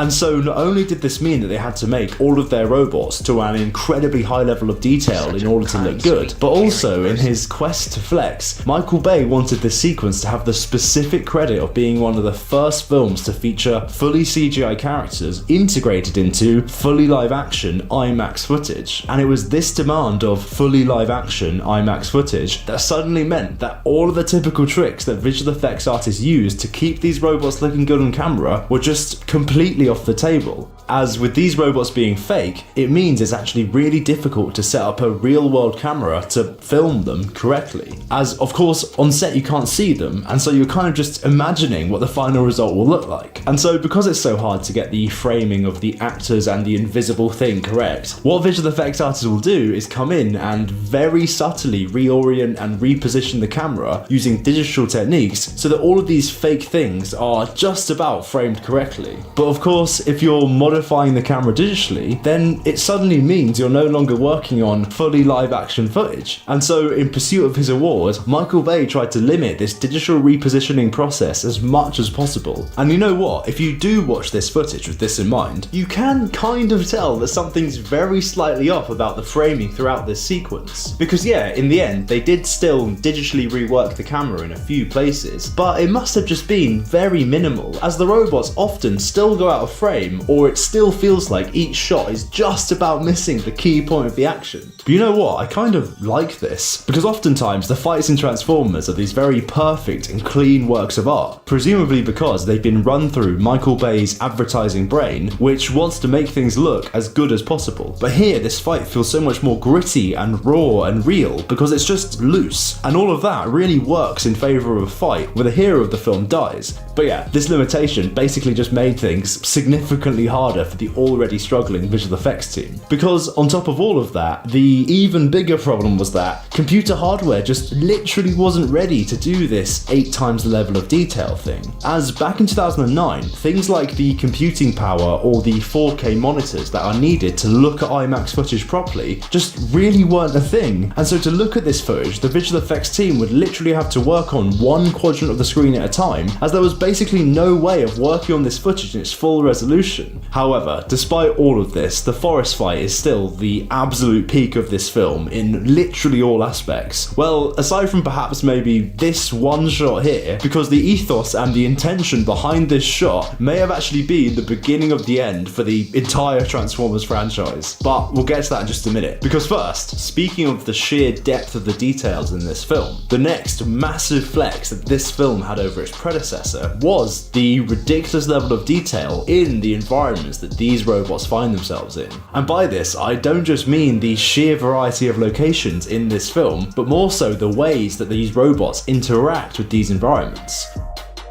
Because whilst the last film basically had these guys just standing on a static concrete surface, this time as these guys stomped around their new environments, the world would often respond to them, kicking up all sorts of CGI dirt and sand. And it's this interaction between the robot, the footage and the CGI environment that is also just an absolutely underrated addition, as not only does it make them look far more realistic, as now they're dynamically affecting the world they exist within, but also to make sure that all of this CGI lines up to the camera's movement. A visual effects technique called tracking needs to be meticulously applied, and so tracking isn't something that I've talked about too much on this channel, because typically it's not a super cool thing like making a transformer blow something up, but it is something that's both absolutely essential to getting them to work on screen and, more importantly, allowing them to interact with their environment. Because when you film something in real life, the camera is of course just moving all over the place, and so to get your CGI to line up with this movement and not slide around within the shot, the visual effects teams need to replicate this camera movement on the computer as well. Otherwise the CGI will never line up with the footage and it's going to be really obvious that it's fake. And so you achieve this replicated movement of the camera by tracking the movement of the footage. And if you get lucky, this can be a nice automated process where the computer just scans the footage and figures out all of this little movement detail for you. But on the complicated shots like those we see all throughout Transformers 2, where the camera is always sweeping around rapidly and shaking all over the place, this suddenly becomes very hard for the computer to automatically understand, as there's just too much going on for it. And so at the end of the day, the only way you could track a shot like this would be through just tedious manual effort. And so the people who do this are genuinely some of the unsung heroes of the visual effects industry, because without getting this absolutely perfect track of the footage, there's no way you could integrate all of this subtle detail around these robots. And so there'd just be no way we'd ever have gotten such a dynamic and realistic looking film as this if not for their insane efforts. And you know what? Speaking of unsung heroes, this brings me to another unsung hero of not just the entire visual effects industry, but also this film in particular, and that is the rotoscope artists.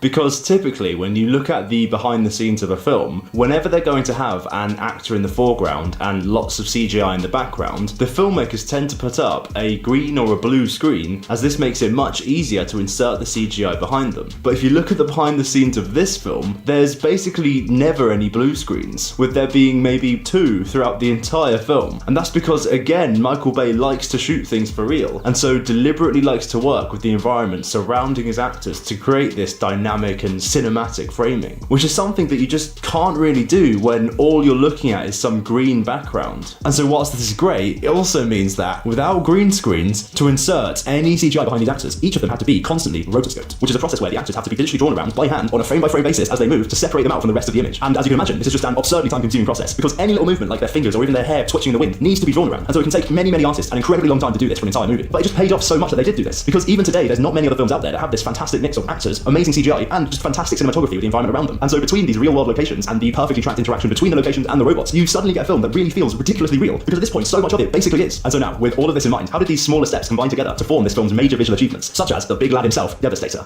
Well, strangely enough, after everything we've discussed, in terms of actual unique differences or challenges, I don't actually have that much to discuss about Devastator, as firstly, the YouTuber Theorymus recently did a massive breakdown on him, and I don't want to retread on too much ground, but also, aside from all of those insane statistics that you hear about him, like he was 6 Optimus Primes worth of detail chucked together, or that he actually blew up someone's computer when he was loaded onto it, at his core, Devastator is just a much bigger manifestation of everything we've discussed in this video up until this point. You know, so his scene is in IMAX, so already he needs 8 times the detail of the rest of the film's characters. And then on top of that, he's got these computer simulations that were massive and very difficult to control. And then on top of that, he's perfectly interacting with the world around him, kicking up all of this sand and such. And then on top of that, all of this is being tied together by those unsung heroes we mentioned who are doing all of the meticulous frame-by-frame tasks like rotoscoping. But it's just that now, unlike the rest of the film, all of this is even harder because it's being done on a significantly bigger scale. And so to have any chance of doing this, all of those little tricks we mentioned throughout this video, like the artist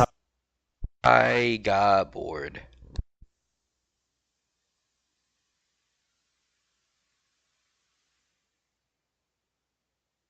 There's no way this movie flopped. What?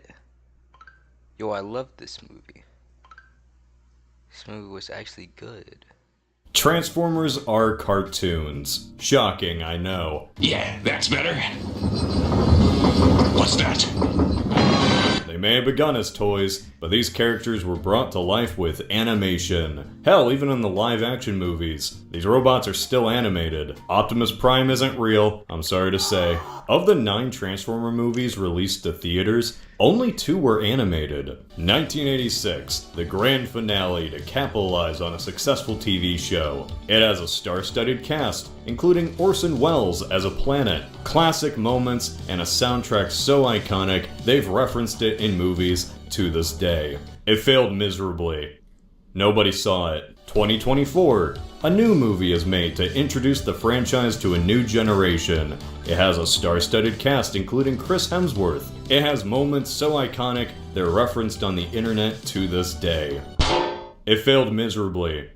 Nobody saw it. I have talked about every Transformers movie except for one. This one, Transformers 1. I'm going to be honest, I've struggled a bit with this video. I have so many thoughts in my head, but I've struggled to write it down, because unlike every other movie I've covered, I can't make fun of it. I have not realized how much my writing relies on being a sarcastic clown. Even then, who wants to watch something positive? That's boring. I've seen the views. I know what type of videos you people like. I had like 50 subscribers when that stupid boys video came out. I didn't know what I was hitching my wagon to. Spoilers for this video, but Transformers 1 is good. It's really good. It's so good, there isn't a lot to make fun of.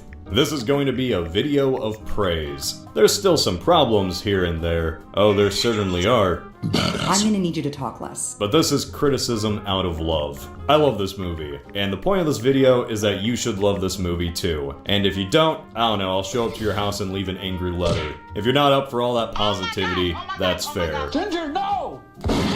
See you for the Fantastic Four video. But before you leave, let me just say, this isn't a story with a happy ending. This isn't all sunshine and rainbows. Just like the friendship between Orion Pax and D16, we all know how this is going to end. But that comes later. As for now, I want to talk about Transformers 1 on its own.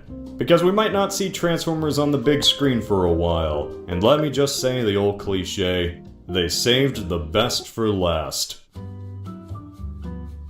I remember when this movie was announced years ago, like 2015. Oh god, time just moves faster. All we knew was that it was a Cybertron origin movie. That was it. Think about that time.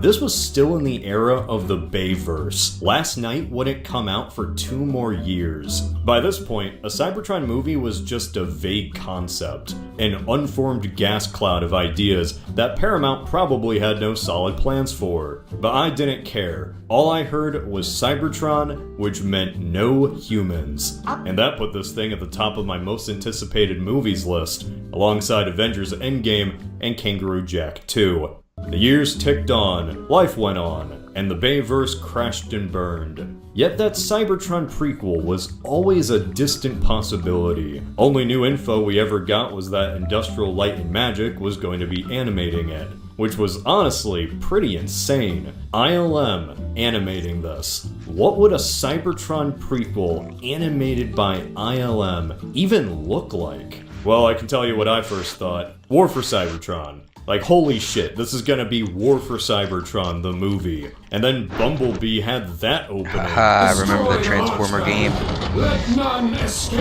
And it was like, holy shit, is this what the Cybertron movie's gonna look like? People speculated and wondered. And when I mean people, I especially I don't know which mean one it me. was. There were so many ways you could take this story. So many ways that Cybertron at its peak could be interpreted. So when that first trailer dropped, my first reaction was mixed.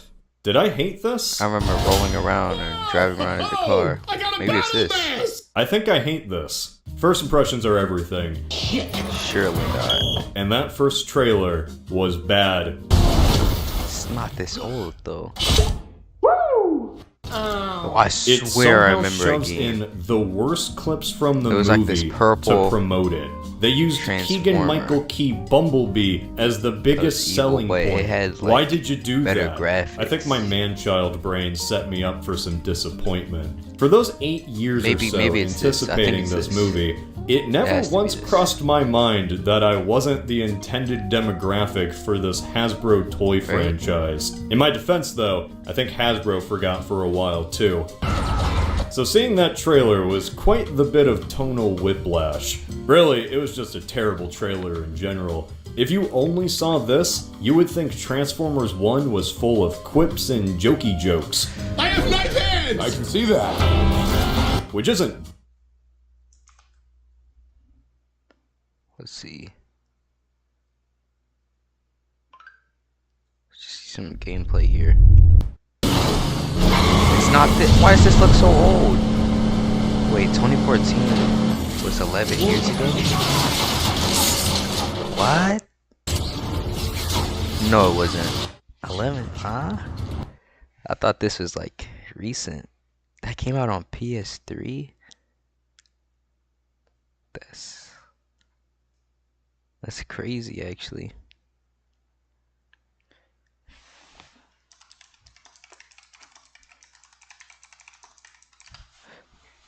It's something, man. I know it is. I don't know what all these are.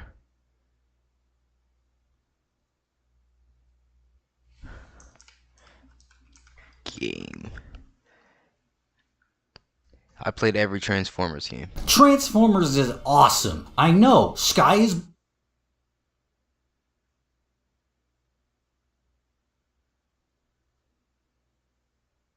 Yo. Walk, and he was fine. I feel like he just requires a little bit of practice. Also, I really think the faded Sanctuary, Cybertron, and CGI looks absolute. That he just Yo, am I like textures and just am I tweaking?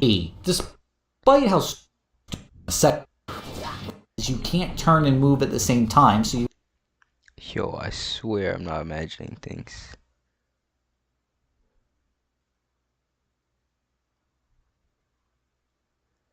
Yo, watch, a Transformers game is going to come out and it's going to be exactly what I described. It's going to be deja vu. I promise you. It's after 2014 because the graphics looked way better. Yo, maybe it's a Bumblebee game because I remember playing as Bumblebee.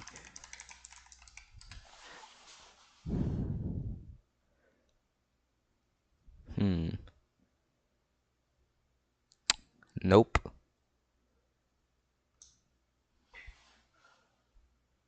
Oh, yo.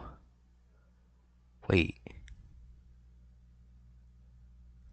It's not this. What am I thinking of? No, I can't wait. I cannot wait until the game comes out because I'm going to be right. A game's going to come out and it's going to be exactly what I just described.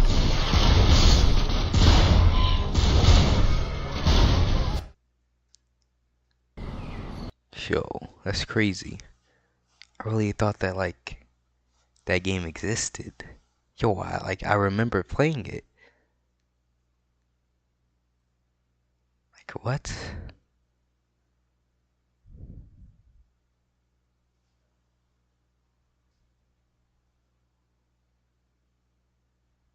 Yo. trying to completely remember. I vividly remember it though. Like there's nothing more I can remember. Must reclaim the lead. Purple enemy cars. Let me search this on Google.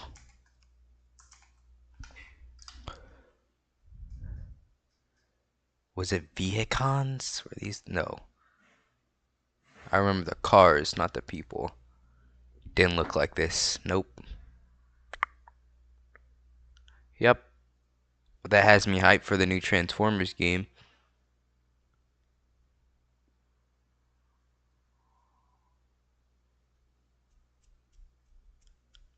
When it does come out, because I know it will. Da da da da da da da da da da da da da da.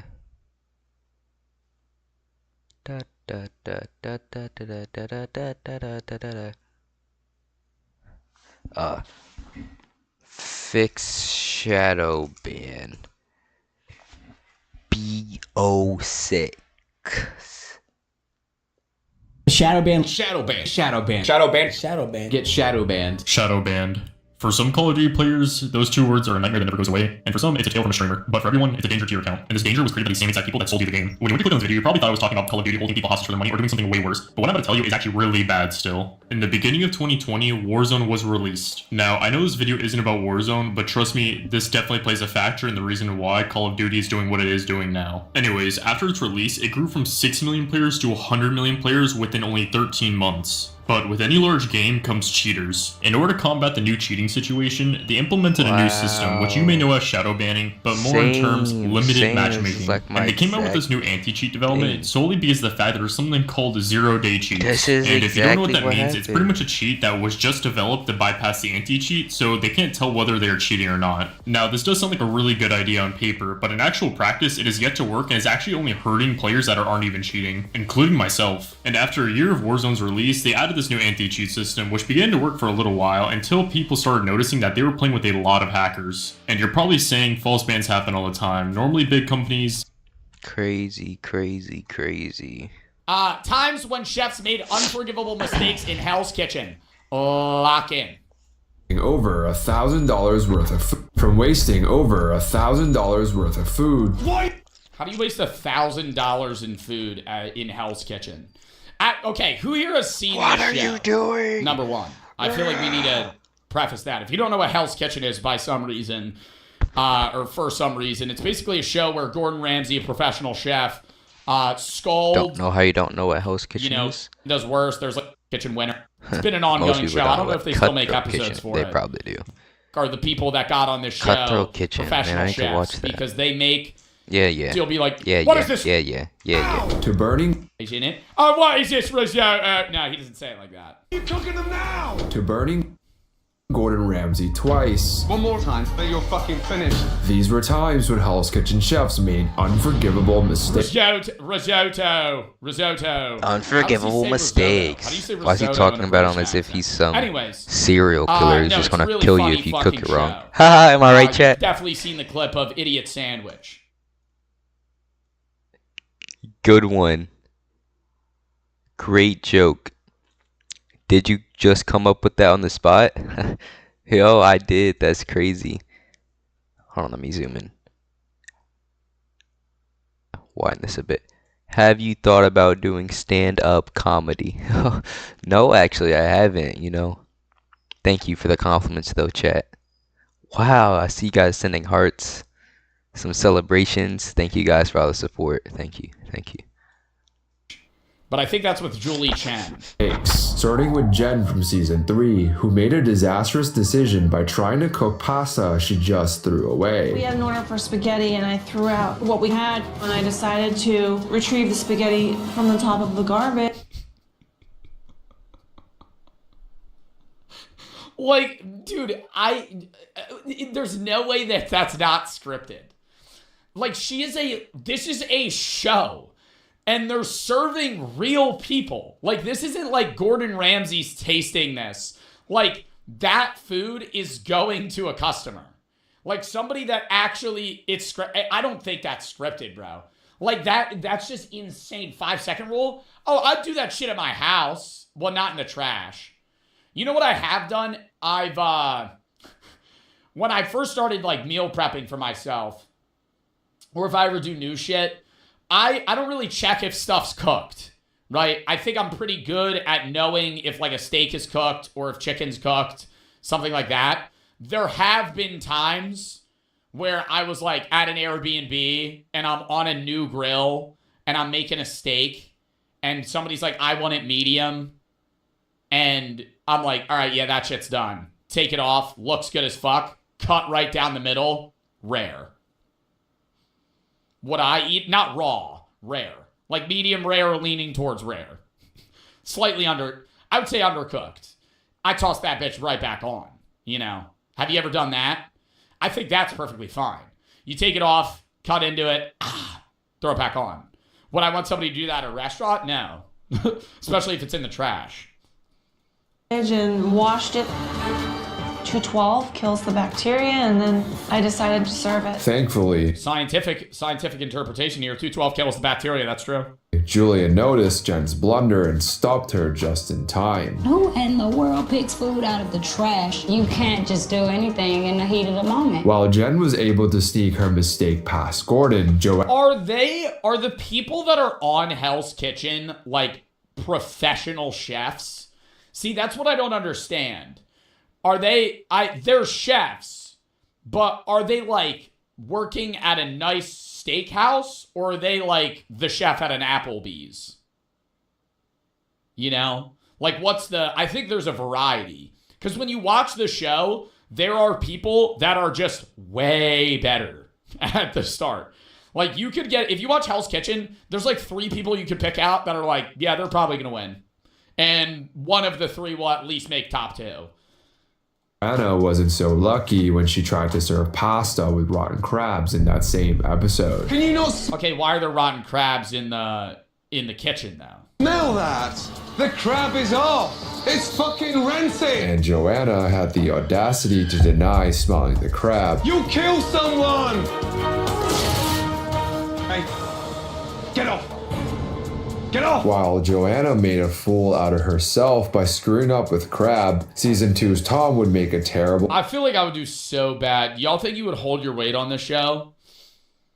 Whenever I would watch it, I'm always like, yeah, bro, I'd be able to do it. I could probably fucking, you know, if they taught me how to make the stuff, I think I'd do it right. Like, I'm a fast learner. I've got grit, you know? I don't think Gordon Ramsay would like to hear that. You served someone raw fish. You ever heard of sushi? Gordon, I'm learning, man. That's all I'm just trying to fucking learn. You know, I understand these other chefs are better than me, but I'm scaling unlike them. Like they're hard stuck diamond. I'm like gold 2, but I'm like a fast moving gold 2, you know? Like I'm gold 2 with like diamond GM potential. A mistake with a different meat instead. During dinner service in episode 4, Tom was confused with his orders on the meat station, throwing Gordon into a frenzy. I mean, I'm fucking had enough. What I'm trying to tell you in your fucking eyeballs, that the quail and the spaghetti now, right? Yeah, and you're putting the quail... No, I have the ones there. That's for that fucking order there! But things only got worse when Tom forgot about the duck he left in his pants whilst getting yelled at by Gordon. Oh my god. The duck's burned! You're cooking in a burnt pan, you fucking dick! And things quickly... This show doesn't exist anymore, because I feel like you can't berate people like that in modern television. Like, I think he would make me cry. Like, no, I'm serious. I think he would make me cry. Like, if Gordon Ramsay, it still is on, if Gordon Ramsay yelled at me like that, and dude, you're in a high stress environment trying to serve like 20 customers, your station, you're making like 8 things at once, and he's just screaming at you in the side, I'd be like, I can't do this. Like, I feel like I'd walk out. Got out of hand. Leave it! Leave it! Just fucking leave. It's on fire. I'd be like, yeah, it's over, bro. And that was enough for Gordon to lose complete faith in Tom. Keith, yes, chef. Get on the meat section. I could imagine Joe crying at that. It wouldn't be like a sad cry. It'd be like an angry cry. Like, I'd be like balling my fists up, like from Hey Arthur. And stay next to like him and don't let him cook a fucking thing. And while Tom's mistake made Gordon furious, Antonia from season 8 straight up made him sick. During the signature dish challenge, Antonia was the third person for the red team to present their dish. Oh god. Oh god, yo, what is that? That looks like mud. And does it normally look like a plate of liquid shit? No. Every time I make my gumbo, it always gets eaten and everybody loves it. What happened next, no one would expect. Oh my god, did he actually throw up? Oh, excuse me. Fucking hell. God. Are you crazy? Even worse, Antonia revealed she didn't even taste her own dish. So you cooked it and you didn't even taste it? I didn't have enough time. I can't. Whoa. And taste it. I didn't. What this? I feel like you could tell this is like 2010, like the thinner eyebrows. So sorry you don't like it. Don't like. Anyways, as I was saying, I feel like you can't make a dish that makes you want to vomit. Like, I made bad food, you know? How do you make something that... you can make something that's like, this is bland, you know? Yes, you can. How? If you were, like, tasking me with making any dish that's not, like, absurdly hard to make, he would maybe be like, it's wet, it's dry, it's not flavored enough, it's too salty, but it's never going to be like, this tastes like vomit. Like, how do you concoct something that tastes that bad? Like mush. Hey, kids. I'm sorry. Gordon's picky. Bro, there's a difference between being picky and throwing up when you try something. I mean, it looks like poop.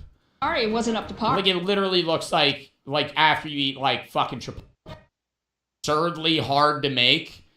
He would maybe be like, it's wet, it's dry, it's not flavored enough, it's too salty, but it's never going to be like, this tastes like vomit. Like, how do you concoct something that tastes that bad? Like mush. Hey, kids. I'm sorry. Gordon's picky. Bro, there's a difference between being picky and throwing up when you try something. I mean, it looks like poop. Sorry, it wasn't up to par. Like, it literally looks like after you eat, like, fucking Chipotle. Like, just mud. Like, I'm shitting mud. Up to par. It's unedible. And Gordon made sure he wasn't the only one to suffer. Pass it along. It was completely repulsive. I would have rather had a cat shit in my mouth than have eaten that any further. What did that say? Law firm chef? I would have rather had a cat shit in my... What the fuck does that mean? Law firm chef. What? He works at a law... Like, he works at, like, a JP Morgan? What does he do? What do you mean you're a law firm chef? Like, he works at catering? Then you're a caterer. How are you a chef at a law firm? Would they have their own restaurant? That doesn't make sense. Like, what's that job title? I think he means he's a chef at a law firm. Yeah, no shit. What fucking law firm has a chef? My mouth than have eaten that any further. It'd be like working at IKEA. No, it wouldn't, because IKEA has a restaurant. Oh, shit. But Gordon still wasn't done tormenting her just yet. Why are you concerned? Because that doesn't make any sense. Like, bro, they're just throwing out a job title. Just say unemployed. What the fuck? Well, you're a private chef for, like, Morgan and Morgan?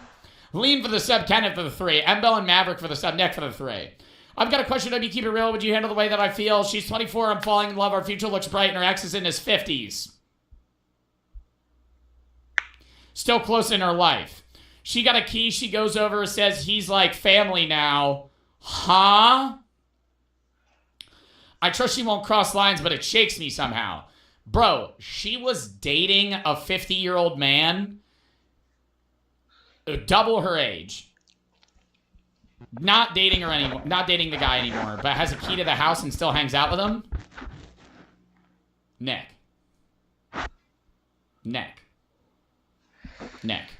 What are we doing, man? What are we doing? I feel like being friends with an ex is already weird. It's fine if, like, you're single, but if you're, like, dating someone, you can't hang out with somebody that you previously dated. That's, like, off the board. Let alone having a key to their house and him being as old as your father.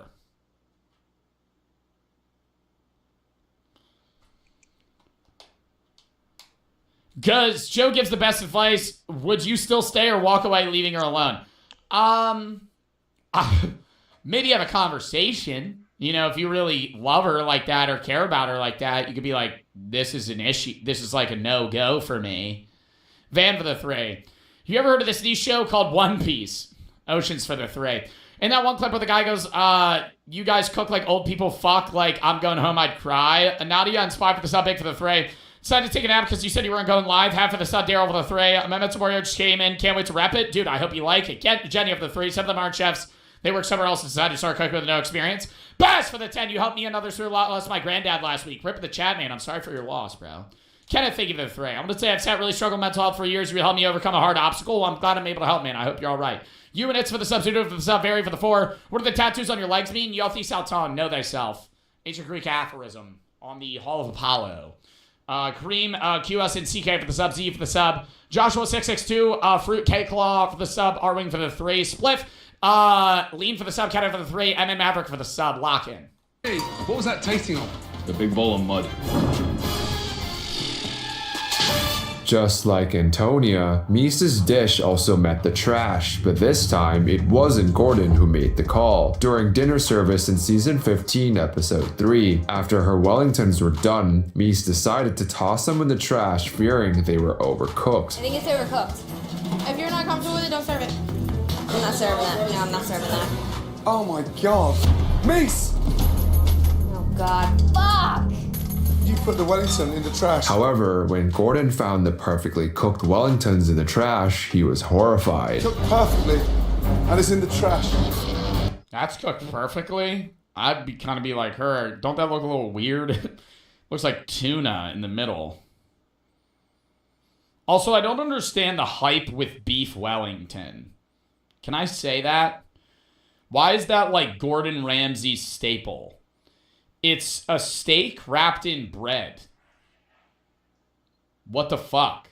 It's actually pretty good. I'm not doubting it's good, but it's like, what? Like, is that really needed? Or Wagyu? Oh, I think Wagyu beef is the biggest scam of all time. I think it's a piece of shit. I think Wagyu beef tastes really good, but it's probably like the fattiest steak you'll ever eat because it's like minimally lined versus it just being like around the edges. And after you eat like a whole Wagyu steak, you're going to feel like you're going to throw up. Cooked perfectly. It's in the trash. Seriously? Way too much fat? Yeah, that's what I'm saying. I mean, Wagyu is fat-lined steak. That's the whole point. Like, it's supposed to be like buttery. It tastes good, but it's like, when you have Wagyu, you want to have like one bite. Nobody's going to be like, yeah, I'm going to mac a whole Wagyu steak. And it's like $1,000. This is crazy. And Gordon didn't plan on holding back. We're 75 minutes in. We served one fucking table of entree. We put more food in the trash can than we have in the dining room. However, season 4's Christina made a mistake even worse than Mises, somehow managing to burn Gordon not once, but twice in one episode. During dinner service in episode 12, she brought her carrot puree to the pass, but failed to mention that the handle of the pot was resting over an open flame. Yeah, anything piping on. Ah, shit. Fuck. Ah, shit. That ain't burn his ass. I've done that so many times on an oven or a pan. Get the fuck out of here. That, like, I understand him being annoyed, but, like, that ain't burn you. You know how it hurts? I know it hurts, but that's not like, oh, I've been burned. No, it just, he slid it over and went, that's fucking hot. And then his hand's a little red. Like, it's not gonna singe his skin. Stop and look stupid like some thick cow. And Gordon wasn't done with Christina just yet. look at me, and I'm fucking serious now. If a handle is over the fucking flame, say something, will you please, yes? Chef. One more time, then you're fucking finished. However, Okay, her doing it again, though, is really funny.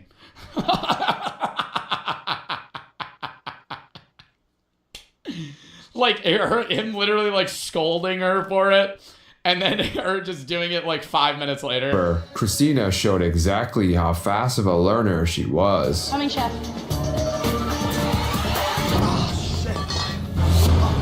And Gordon made sure it was the last time she would ever make a mistake like this again. You're doing it really well, because I'm getting fucked off. If a pan handle is over the fucking flame, say something, will you please, yes? Yes, chef. Wake up! While Christina's blood... Bro, but if she did it a third time... Now a third time would be like the fucking cherry on top. Like if he's like, stop burning me. Okay. led to a Does it again. Please stop burning me. painful burn for Gordon. Another chef took Fuck! I wanted her to do it again. a different kind of heat in the kitchen. During prom night in season 8, Melissa made a huge mistake by cooking filet mignons when her team had only just served 3 tables of appetizers. What in the fuck? Bro, I'm tossing that bitch in the microwave. That's salvageable. You fucking make that shit work. Unfortunately, her team is not even close to completing the appetizers. Melissa? Yes, chef. What is that? To the shock and horror of her teammates, Melissa cooked over 23 fillets. 1, 2, 3, 4, 5, 6. Oh my god. 12, 13, 14, 15, 16. Oh, hell no. 17, 18, 19, 20. What the hell are you doing, lady? There's 23 on board, chef. So what? Why are you cooking them now? Not only did she cook them too early, but they were also overcooked and unusable for the rest of the night. They're gone. They're overcooked. Yes, chef. I can't do it anymore with you. You need a system. There's no system. I can't keep on telling you every fucking service. But Melissa wasn't done destroying. Bro, sometimes it kind of sounds like they're low-key just talking to like NPCs, bro. I'm not saying like the average person wouldn't fuck this up, but it's like a lot of the mistakes that he crashes out about are like very valid crash outs. I know I was like just popping in the microwave, but like she like has 23 done steaks when they haven't even gotten their salad. Like that is why, you know, like so he's like, what else does he do but get mad? Because it's like, what the fuck are you doing? Food just yet, because one episode later, she ruined every single scallop she cooked on her first. I mean, those look pretty good to me. I'm not even gonna lie. I'd eat those. Those look, ew. I think those look fucking good. Cooked. On her first attempt, she managed to serve them raw, putting her teammate Rob in Okay. Maybe get a little sear on the outside, raw on the inside. trouble with Gordon. Rob, we go from small scallop, and look at this one here, look. Oh, shit. Shit. Ooh. Shit, this is your salad. It's raw. And just seconds later, Melissa was already burning her second attempt. Listen, just make sure these scallops come to me perfect every single time. You're already losing your color over there. Hey, you make sure they're perfect. Bro, it is a little unfair with this show, though, because they get stations, and I haven't seen the show in so long, so I don't remember how they get assigned them. But isn't it a little fucked that, like, if you're the scallop guy, I feel like that's a lot harder than if you're, like, the salad and, like, accoutrements person, you know? Like, if you're ripping, like, side orders, I feel like that's a lot easier than if you're, like, man in the fucking boat, basically, you know, cooking the main entrees. Like, that's a lot bigger of a deal. It's your fucking dish. Guess what? They're not already. Yeah, they switch every time. I know, but they also serve different stuff every time. They don't serve the same shit. So, like, you could be a better chef all around, but get, like, unlucky on straight up pools. But, I mean, it is like a decathlon in that sense. You have to be good at everything. Look, they're burning. And you would hope that on her third attempt, she would get it right, but she just couldn't help herself. Burning scallops left and right. Yeah, these fucking perfect because he's killing me on them. They were terrible, so I refused to put them out. I can't put these up. Not one of them's right. But Melissa's night was about to get much worse after Gordon found out about her next order of scallops. Hello! I'm all out of scallops, chef. What? I cooked the shit. You cooked all the scallops. So what, did you just standing there? Just waiting for Gordon to say something? Yeah, we're fresh out of scallops, bro. It's over. The one entree that everybody has, we don't have any more of them. Yo, Cody is Brown. Thank you for the 25 gifteds, bro. Thank you for the 25 gifteds. Appreciate the fucking subs, Cody. I'm sorry I'm not screaming. I was losing my voice from crashing out yesterday. Thank you for the fucking subs, though. Adrian Dwella Mahone, not Hate Carbon Joe, and Scholar for the sub forward for the 3. My neighbor was on the first season of Hell's Kitchen. Really big for the sub, yes, for the 3. What year was that? Imagine some chef gets pressed by Gordon, knocks Gordon out. Oh, well, that would be a Saul. Ocean for the 3. A5 Igu had me in a fetal position. That's what I'm saying, bro. Cool Spiff, Lean, and Logan for the sub. Schwagus for the sub, Kenneth for the 3. It's eating straight fat. Out of all the scallops, I fucked the team, chef. What the fuck are we doing? And Gordon embarrassed her even further by showing off the graveyard of scallops she left behind for her team. Pass it round. That is a full plate. 7 pounds of scallops. She just can't cook. Melissa must have cooked about 10 station salads. You know. Like, I understand Rob's frustration, but at the same time, I'm like, bro, you be chopping lettuce, big dog. Right? You're cutting up raw. You're making a salad. Pounds of scallops all cooked up for the garbage. Salads are hard. I don't think a salad is as hard. I think a salad you can't really fuck up as much. Just fucking embarrassing. Due to her horrific performance in the past 2 services, Melissa was deservedly eliminated from the competition. And while she had to wait for service to end before she got kicked off the show, Mods, banned Solar Banana. 1982 for the sub, not, and Dylan for the sub. Season 3's Josh made a mistake so unforgivable that Gordon had no choice but to throw him out before service was even close to being done. And it all started when Josh got a little too excited at the beginning of service in episode 8. Why is the risotto on? Why haven't you got one away? How long's that been on there for? That's been on there for 4 minutes. These were on there earlier. They're going away. But it wasn't just one risotto. Oh my god, why is he making like 6 risottos? He had started cooking for no one to eat. Can someone stop this guy? Have you stopped panicking? How many fucking risottos are you doing up front? Look at all those pans. Yes, chef. What's going on? It's because they gotta order it. Yo, I'd be walking around paying the crowd to order the fucking easiest shit. I'm not even gonna lie. Demand for the 3. First, apologies, like Mr. Jeff, say appreciate what you're doing. Funny talks. Overall, have a great time at the stream. Personally, don't have any issues that I struggle with. Love that you strive to help people deal with issues. Sorry if this sounds weird. I want to show appreciation for your content. I'll be taking my EMT test tomorrow. Good luck, bro. And thank you for the fucking nice message, man. Gordon made sure to give Josh a piece of his mind. Let me just tell you something. We've opened, we haven't served anything yet, and we've lost money. What a fucking donut. But it didn't stop there. Just moments after his first blunder, Gordon caught Josh pre-cooking another batch of spaghetti. Cook spaghetti before the customer orders it? Never, chef. So why are you doing it here? It was wrong. Oh, was it really wrong? Even my mum cooked spaghetti 7 minutes before she wants it. Get it in the bin! And you would think that getting yelled at by Gordon for making the same mistake twice would be enough for any competent chef to shape up, but unfortunately for Josh, I get him wanting to pre-fire a bunch of these out because then it makes him look better if he's right, but it's a scary bet to make. Because, like, he could have equally looked as good, you know? Like, when he made these risottos or the spaghetti first, if somebody orders that and then he's immediately like, done, chef. And yeah, high risk, high reward. It's like 30 seconds after they order it, it's like already fucking ready. he was one of a kind. Even the fucking dirtiest, scummiest Italian restaurant in Venice Beach cooked spaghetti to order, you donkey. Yes, chef. Just when you thought Josh's luck was beginning to turn around after one of his risottos finally made it out the kitchen, it was sadly... They're gonna say it's bad.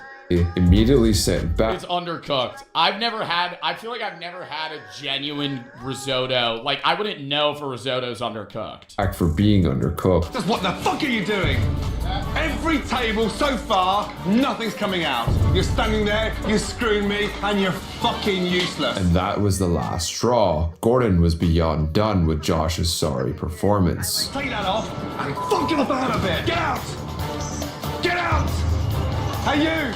Leave the jacket and get out! And he made sure Josh would never dare step foot inside of Hell's Kitchen ever again. Give me the fucking jacket! Fucking useless sack of shit! Get out! I feel like that is a little bit of an exaggeration from Gordon. Because it is like TV at the end of the day. Like, bro, you fucking jackass, give me your jacket. You're never gonna cook here again. Freaking out. I'm like, wow. You know, like, it's annoying. I'd be like, bro, you're out. But, like, whenever you watch Hell's Kitchen, it's like a 10-minute crash out. You know? Me saying that after I crash out over the smallest things. Anyways. That was a fun video to watch. My hair looks like shit. G, thank you for the 3. Love the cuts. I've been going to the gym for a few months. Important. What is your split? Back, biceps, abs, day 1, chest, triceps, shoulders, day 2, legs, abs, day 3, day 4, rest, day 5, repeat the cycle. Yes, thank you for the 3. Been going through tough times, but able to watch your shit, so you feel better. Well, I'm glad I'm able to help, man. Thank you for the nice message. Yo, 8 for the sub, lock and cause for the sub. Alright. Next video, then we're gonna hop into baby steps. 1983 for the 3. You and your girlfriend should cook with Gordon Ramsay. It's a lot harder than it seems. Somewhere in between award-winning time travel comedy, full short film. All right, everybody, here we go. Not playing Clover Pit today. This is the schedule, chat. It's a short stream today. I'm only gonna be live for like another hour and a half. I wasn't supposed to go live today. I just wanted to stream. This react that we're gonna run baby steps for a little bit. Tomorrow, I'm going to be doing horror games at 4:30 EST, then gone fishing with the guys later. It's probably going to be like a 5-hour stream tomorrow. Thursday, same thing. Going to be a 5-hour stream. Going to play random games. Baby steps, backyard baseball, skate. We're probably going to start out with maybe Clover Pit. And then we're ripping a Ghost of Yote, sponsor of the PS5. Fridays, early react day, 3:30 to 6:30 EST. Saturday, I'm not live. Sundays, reacts to the mystery box, snack box review. Monday, random games, Just Dance. Tuesday, I'm not live. Wednesday, horror games. Thursday, next week, Little Nightmares. Next Friday, charity stream / react day, type 1, type 2 diabetes. Lock in. Somewhere in between award-winning time travel comedy. All right, everybody. Isn't Tuesday your off day? It's literally what I just said. I'm not going to pan into this. Okay, let's go. I'm not going to... I can't get mad 2 days in a row. Sock for the sub. Somewhere in between. All right, everybody, here we go.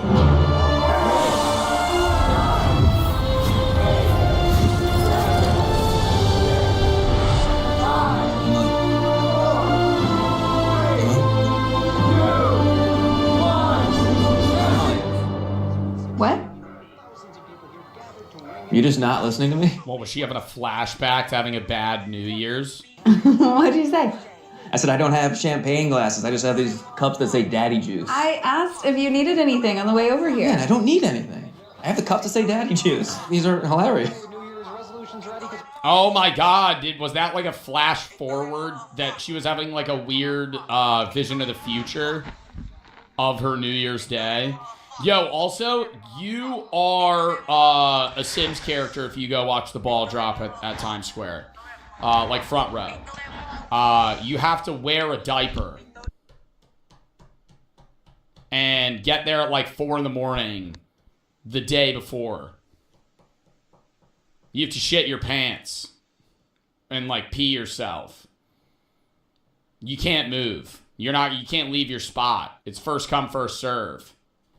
So they all wear diapers. There's interviews about it. Like every year, they'll interview the people at the front row of the Times Square. They'll be like, yeah, I'm pissing my pants. All day. And that'd be fucked, bro. Because like all day, you know how many times I'm peeing? Bro, I feel like my diaper would be like a gallon of piss. You know? Like, you're a grown-ass person just pissing yourself. It's different from when you're, like, incontinent and old because you change your diaper.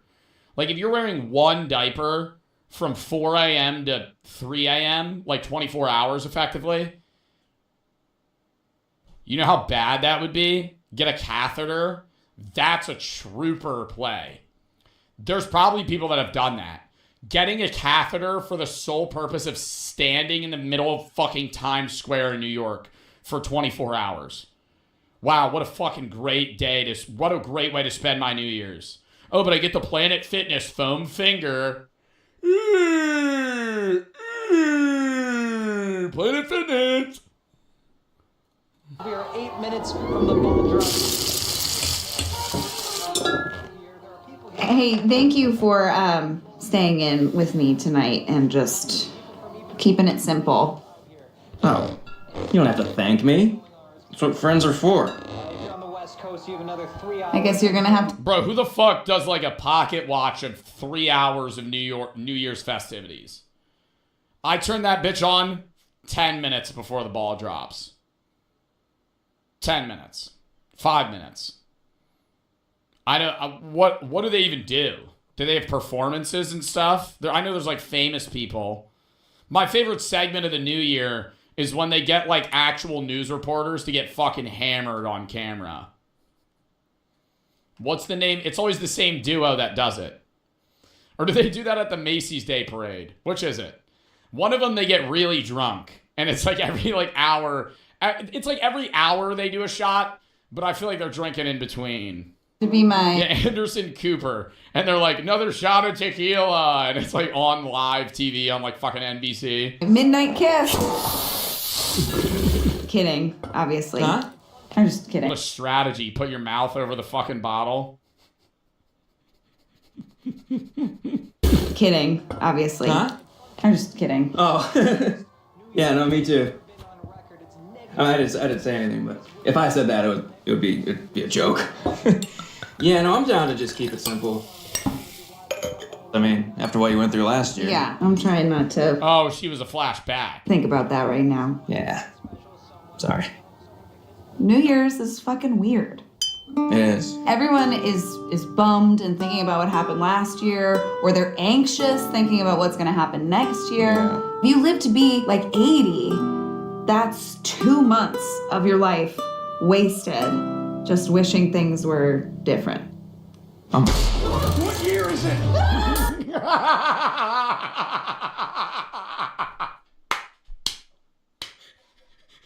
I knew it was gonna happen. I was like, this is about time travel. This weirdly emotional scene. Something's gonna come in the back. Come on, what year is it? Have the nuclear bombs dropped yet? Oh, what? Hey, where is it? What do you want? The entire space-time continuum is everywhere. Holy fucking answer me. What was the question? What year is it? It's almost 2023 on the East Coast. So it's New Year's Eve 2022? Then that can't be right. It was supposed to be raining. There was a blackout. That means...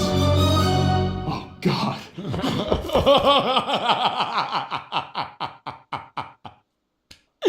Yo, that would be such a shock, but I would love to be in this scenario.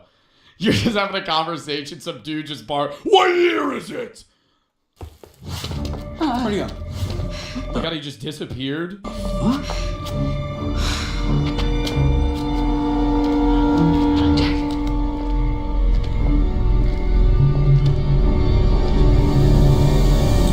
have to help me get back to the year 2061. The entire future depends on it. I should call the cops, right? He's a crazy person. No, this. I would immediately believe that he was a time traveler. That is a time machine in their garage. Like, I mean, unless I was on like a what would you do episode, I feel like I would just fully get conned here. You're so gullible. What? What? It's New Year's Day. Some dude kicks your door in wearing these weird fucking goggles. What year is it? Runs outside. He's in your garage fiddling with some weird trinket on a box that looks like a time machine. I'd go, you're from the future. It's crazy. Tonight, there was supposed to be a blackout. Your neighbor, he hit a telephone pole. But I was just out looking for parts to repair my time machine, and I saw him. He was fine. Buddy. Ooh, the ceiling fans. What is this, coolant? Okay. Once I saw the ceiling fans connected to a bicycle, I'd be like, this guy might be, like, on drugs.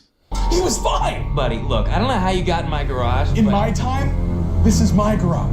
Okay, I see. I think you're confused, man. This house has been in my family For 75 years. I know. I'm your son. Nah! That's crazy. Is that my father's watch? Yeah, Dad, it is. It's in my nightstand right now. And in 20 years, you and Mom will give it to me. Oh. Mom? We're just friends. That's the problem. Tonight during the blackout, you were supposed to have a candle at dinner. That's when you two realized that you're more than friends. Wait, that's it. When I waved to your neighbor earlier, it must have delayed his drive by a second, causing him to never hit the telephone pole, never causing the blackout, which means you two never fall in love. Oh, God. If you two don't fall in love tonight, I disappear, and the entire timeline is thrown into chaos. Whoa, slow down. So you're saying hold on, the two of us end up together? Yeah. That's the shock? That's the shock. I'd be like, bro, you're from the future. That's insane. That's what I was gonna say. It's insane. It's crazy. stupid. That makes no You're sense. literally my parents. We're friends. We're just friends. And it's going well as just friends. We Yeah. have no desire, I think, to do anything more than that. I like being friends, and that's it. You guys are in love. You're out of your mind. Get out of here, dude. Right? Yeah. He's crazy to say that. We're running out of time. Dad, do something. You told me you always knew Mom was the one. Oh, I don't know if I would use those exact words. I'm not opposed to it if we had to keep him alive. Or for the what were you saying, the continuum or Is he trying to say they need to have sex to keep him alive? to say the continuum? Maybe we just try one kiss just to see if it helps or does anything. We gotta make moves here, It's guys. not just saying a kiss, though, because you're saying we would have to get... W. Wingman, his son from the future. If you don't have sex with my dad, I'm not gonna exist! together and have a kid. Me? Let alone You have to make start me. having feelings for each other. Yeah, start having feelings. If you don't make me, I'm both of us would have to have cease to if one of us didn't have the feelings. I'm not here the whole, right now. Everything would If be you don't fuck.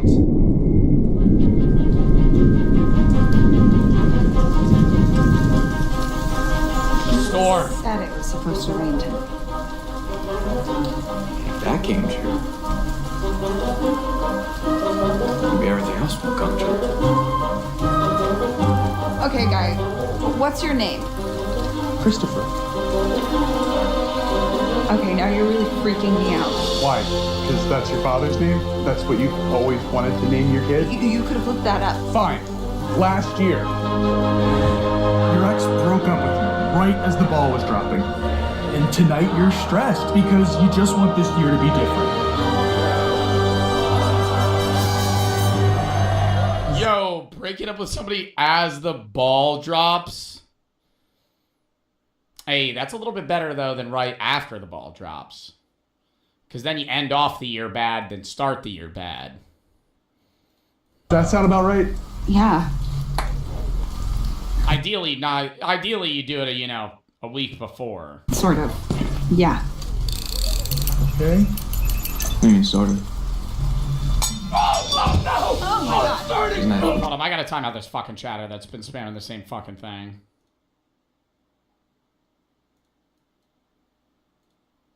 exactly what happened? Oh, we gotta do something now. Somebody, plug this in. Dad! Oh, Mom! If I can power my machine from your house, we can send me back to my time while blowing the circuit, thus creating a small blackout so you can still have the candle at dinner. It's risky, but it just might work. Please! I mean, why not entertain this? Like, they don't have to fall in love. But, like, this guy's standing right in front of you, just be like, okay, we'll plug it in, send you back to your time, and then maybe we'll see what happens. Oh. Okay, Dad, crank that. It'll jumpstart the quantum accelerator. Nothing happens. He's just a guy on bath salts in the neighborhood.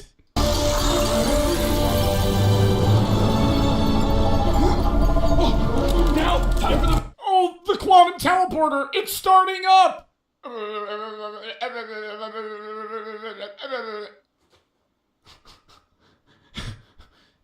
You're still here. He's just standing there. Manual activation sequence. There's an access panel in the back. Hit the switches.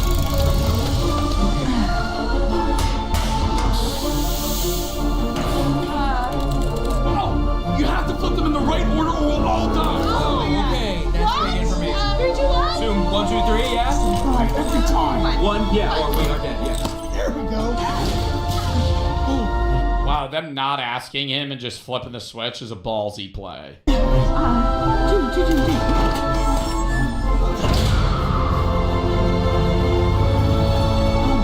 Moments where the ball jumps.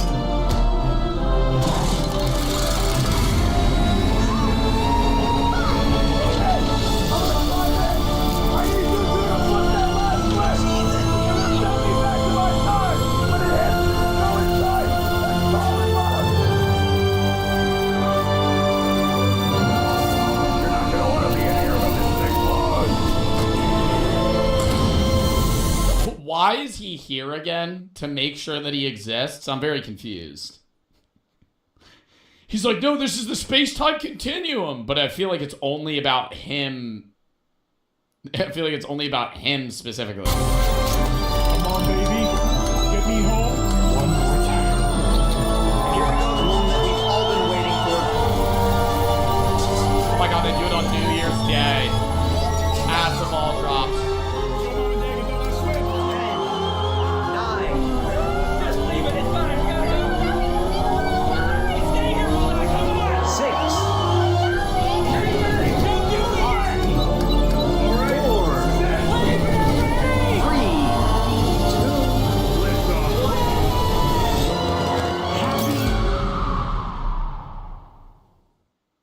Did it work?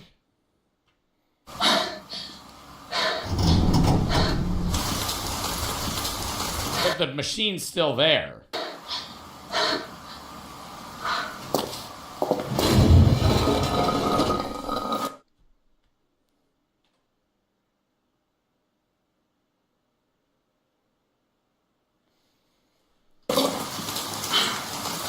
I knew this was bullshit. Oh, the time machine didn't work.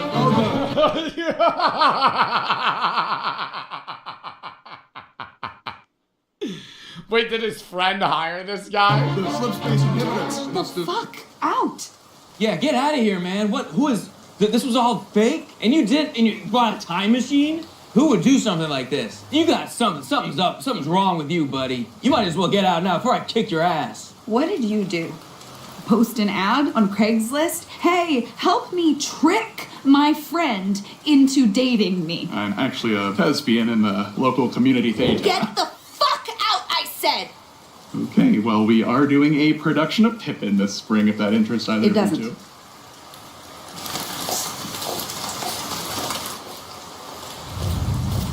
I can explain. Yeah, explain Bro, why would he go to this length to try and trick her to be with him? how you wanted to ask me out, right? Yes. And then you thought the best way that I can do that is by building a time machine. I'll build a time machine, and then I'll invite Emily over, knowing I mean, it's a pretty creative way. full well that there's a man dressed as a time traveler ready to burst into my house, but I'm gonna act surprised, even though I wrote lines, even though I clearly rehearsed it with the weird guy, because all of this was very, very well coordinated. And then Emily is just gonna fall in love with me over dinner like that, as if her entire understanding of the universe wasn't fundamentally changed. When you put it like that, yeah, of course it sounds crazy. I mean, you hit most of the main points, yeah. I was gonna tell you.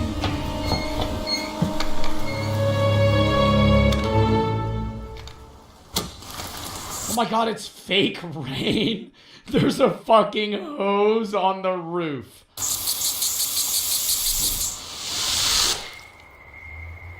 Emily, I swear to God. Jesus Christ. Oh, now they're actually just stuck in there. Oh, fuck. Okay, is this part of it still? To get locked in here? Happening. Are you serious? I'm probably gonna have to fucking call somebody. I don't have my phone. You don't? My phone's still playing easy listening games. Oh no, is that gonna start like a house fire? Fuck. Oh, you're on a real roll tonight, Jack. Look, I was scared. I didn't want to ruin things between us. You're my best friend.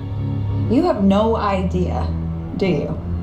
Sometimes, even if you have a good thing going, you can catch feelings for someone else, someone you're spending a lot of time with. Yeah, exactly. That's what dumbass, I'm talking about me.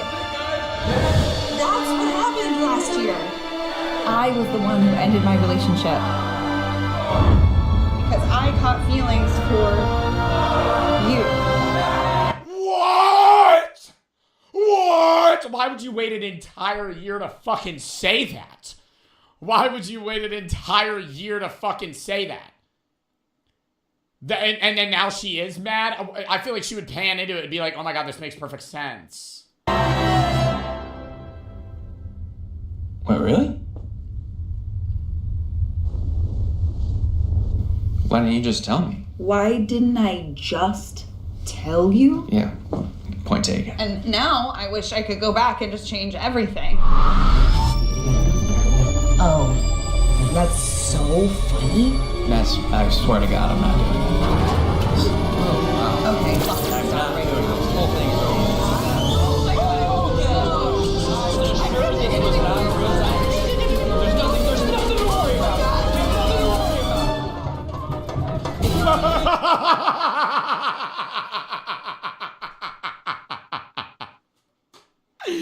No, I actually thought that they were getting teleported to the future. He's fine. Did he pay him to fucking go stand outside?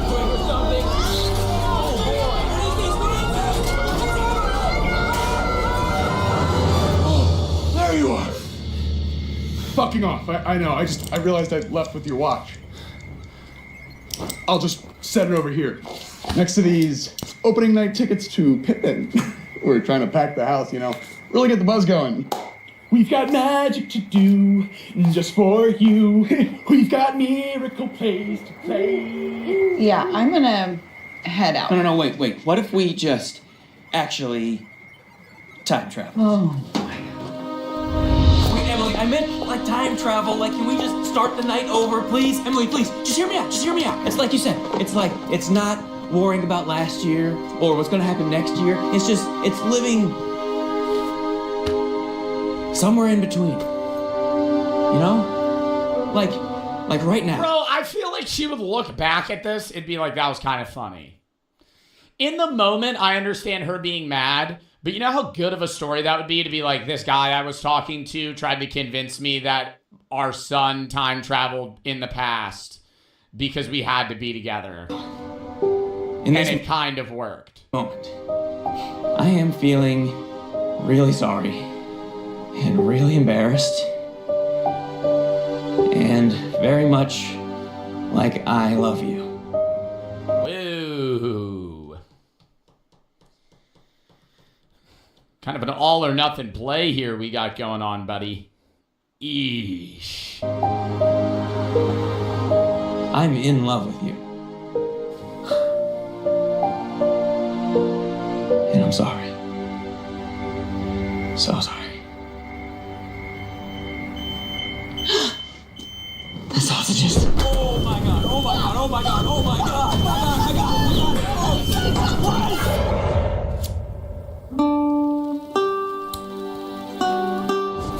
god, 11:59 Pacific time. Let me try this again. New Year's, not New York though. Take two. Emily, I have feelings for you. obviously. And I would like to date you. The end. That's it. How's that? See? All I asked for was simple. I guess you are gonna be my midnight killer. I mean, I am going to have the take that I feel like it would be very, very rare for I'm not saying it's rare for a man and a woman that are friends to hang out, by any means. But a man and woman to hang out at the man's house drinking champagne out of wine glasses together on New Year's alone